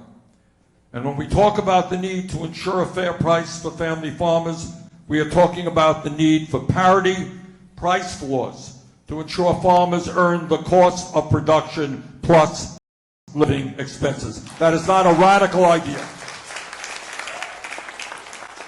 We need to enact supply management programs and reestablish the grain reserve to prevent shortages and surpluses, to ensure farmers earn a decent income, and to ensure consumers receive a high-quality, stable, and secure supply of the food they depend upon. And when we talk about the crises facing the United States and the world, we cannot for one moment continue to ignore the existential threat that climate change brings to all of our people, and especially to agriculture. This year alone, record flooding in Iowa and overly wet conditions from climate change all over the country meant that over 19 million acres of land were left unplanted in the United States. 19 million acres of land. Unless we get our act together, corn yields right here in Iowa are projected to go down 25% over the next 30 years as a result of intense heat waves, heavy rainfall, and droughts that have been exacerbated by climate change. What is so disturbing about this issue, and I want all of you to appreciate this, the more I read about it, the more troubled I become. What the scientists are now telling us is that they have underestimated the degree and severity and extent of the damage that climate change is doing right now in our own country and around the world. We have a major crisis, and any politician who comes before you and tells you, well, I don't know if climate change is real, I don't know if climate change is man-made. That ignorance, that rejection of science is literally threatening the well-being of our children and future generations. We have a crisis on our hands. We have got to respond to that crisis, and family farmers and agriculture in general can and must play an important role. But this is literally an existential threat, not only to our country, but to the world, something I feel very strongly about. And together with agriculture and family-based agriculture, it is an issue that we will address. Thank you so much.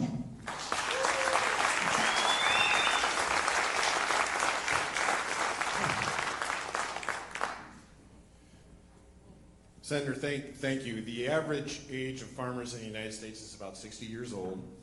There are young people who want to farm, who are anxious to farm, who devote their life to farming, but they are facing serious barriers. And two of them are access to land and student loan debt. How would you work to lessen these barriers for beginning farmers? Absolutely true that the average age of farmers is going up and up. And young people don't want to go into farming. because they're forced to work 7 days a week. It is a hard job, and it's okay to do a hard job if you can make an adequate living. But to do a hard job and go deeper into debt makes sense to nobody, including the young people of our country. So what we have to do is several things. To answer the second part of your question, first, it is my view, absolutely not only for farmers, but for the entire country.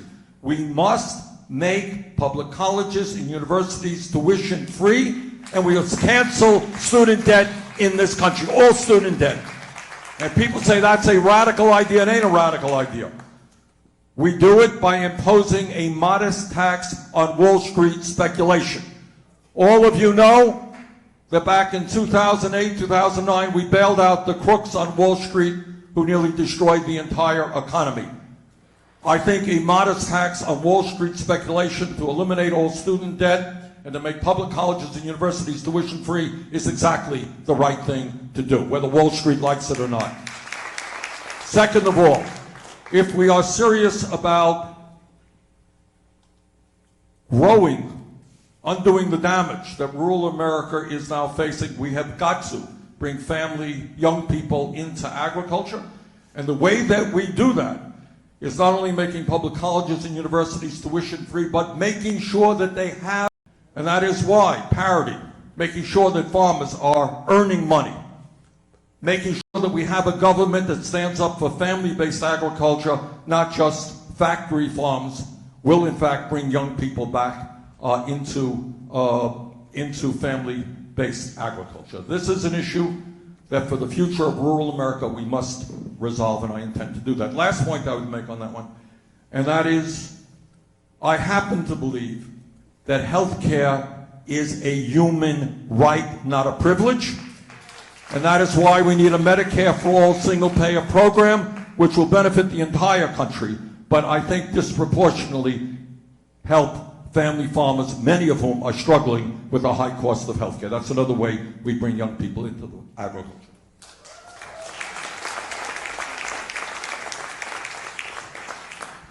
Senator, you talked very forcefully about the need to contain the existential threat of climate change. Talk to us about how that needs to happen. What programs do you put in place? What metrics do you use? How do you wrestle this thing, and how do we lead the world?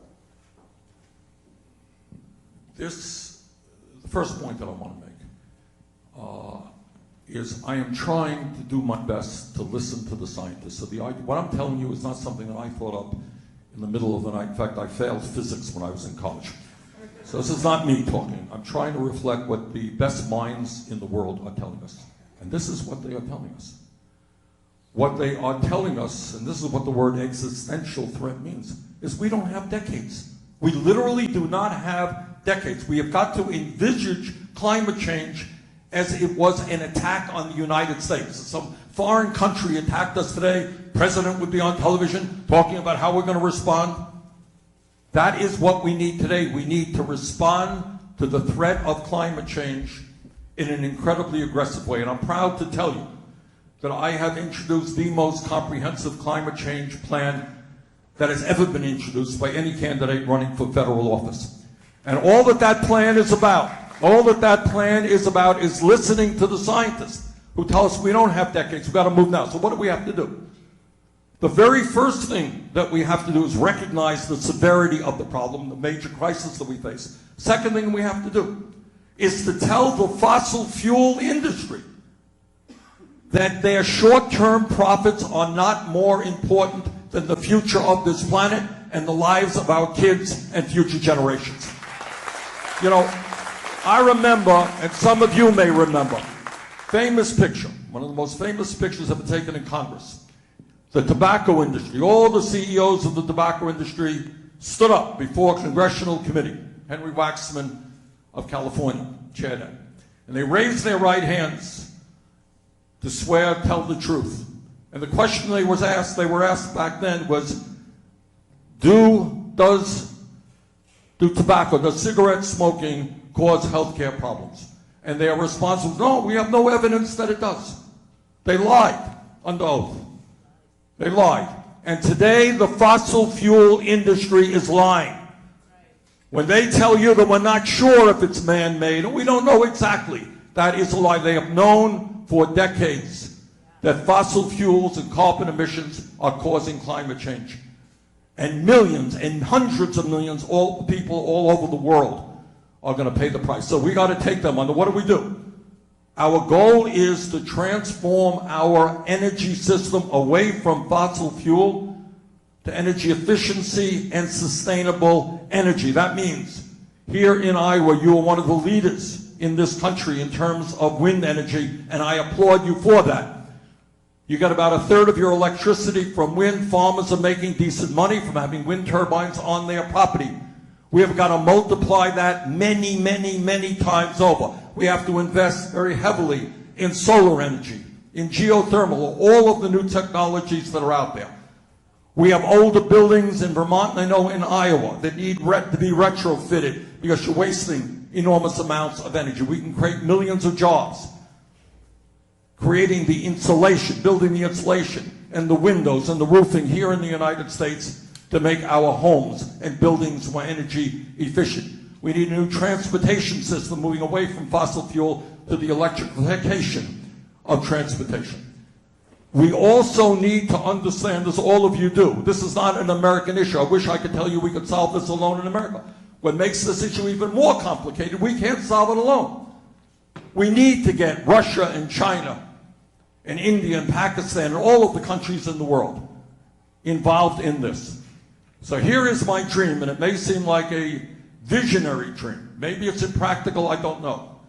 But my hope is that as the severity of the crisis becomes more apparent, and it is, you're seeing the forest fires in California, you're seeing Australia, unprecedented forest fires, heat waves in Europe, fishing industry all over the world suffering because fish are moving north away from where they are to go into colder water. You're seeing farmers not producing what they should because their fields are in mud. If the people of the world stand up, maybe, just maybe, we can create a situation where instead of spending $1.8 trillion every year on weapons of destruction designed to kill each other, maybe we can pool our resources and fight our common enemy, which is climate change. That would be my vision.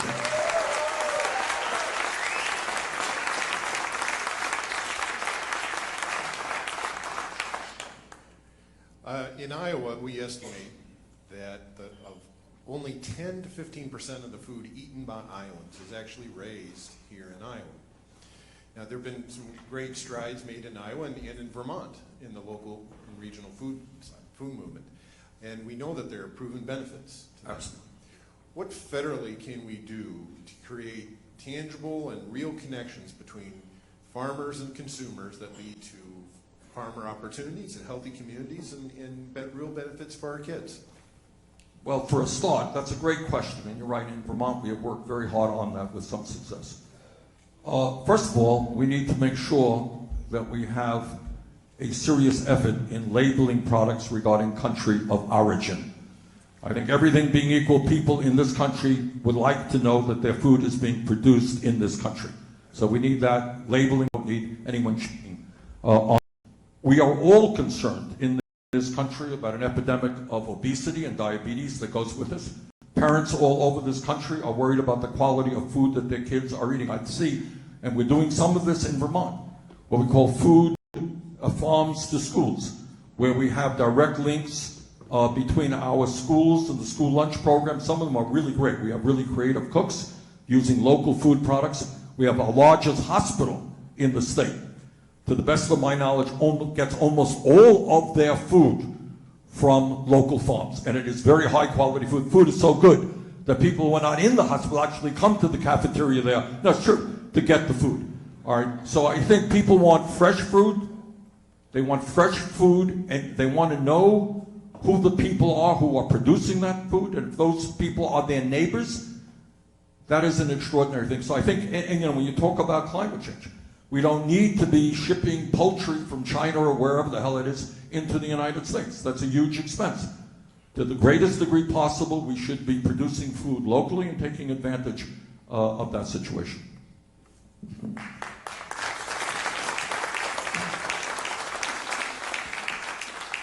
You mentioned China, and we have a number of questions around the issue of trade and what this administration has done to our reputation around the world.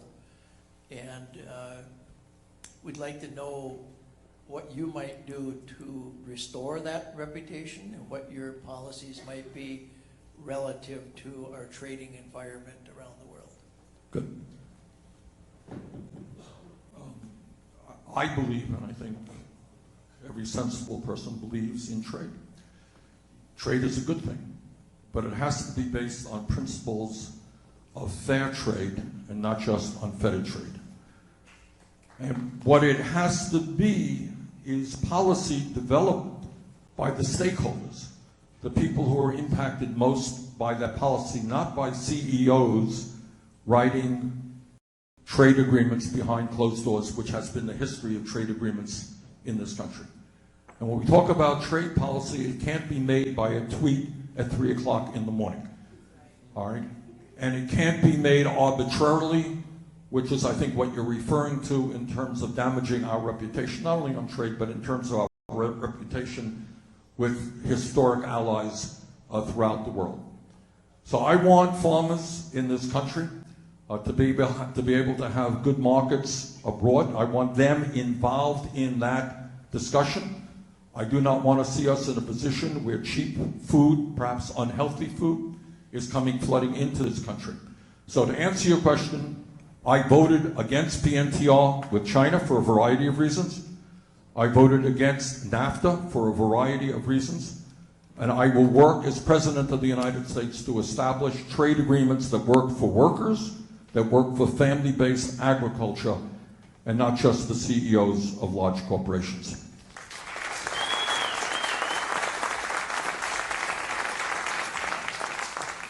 One subject we haven't touched on yet, Senator, is the ethanol situation. Our current president promised to be the best friend of ethanol. And let me guess, he didn't quite tell you the truth. Yeah. Shock of all shocks. Where do we go from here?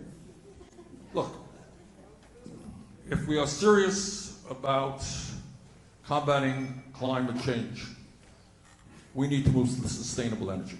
We need to move to wind, we need to move to solar, we need to move to biofuels. So we need research and development to make sure that we are producing in the most effective way possible the biofuels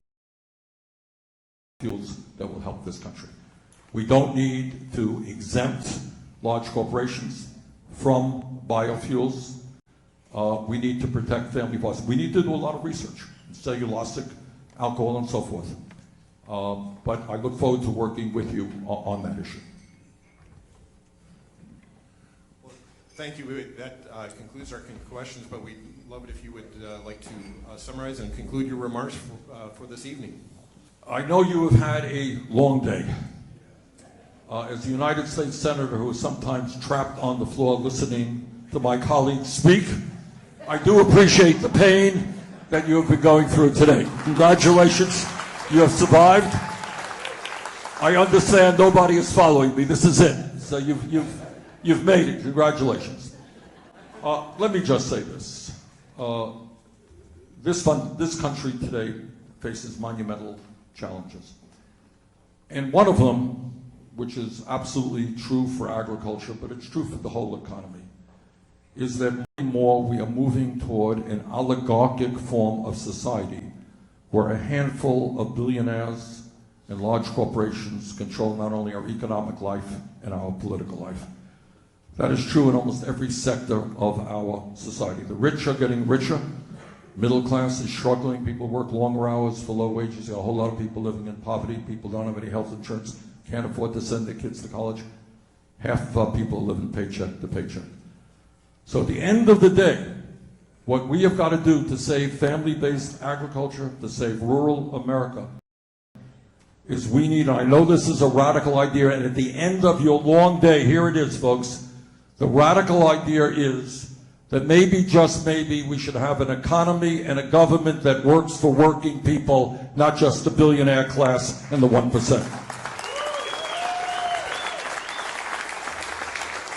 So saving family farms, rebuilding rural America will be very high on my administration. I can't do it alone. We need to work together, and I look forward to working with you to make that happen. Thanks so much for inviting me.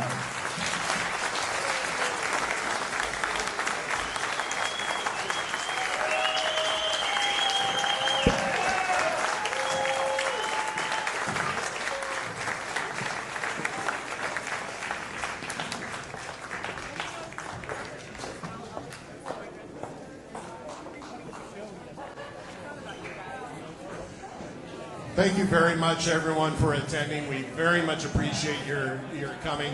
Please come to our fundraising reception. All the proceeds at our reception at the periodic table next door will go towards Farmers Union outreach and education programs for of all ages, from the very youngest to all the way through our farmers' lives. So please partake in a reception taking place at the periodic table next door. And the convention will reconvene tomorrow morning. So thanks again for attending.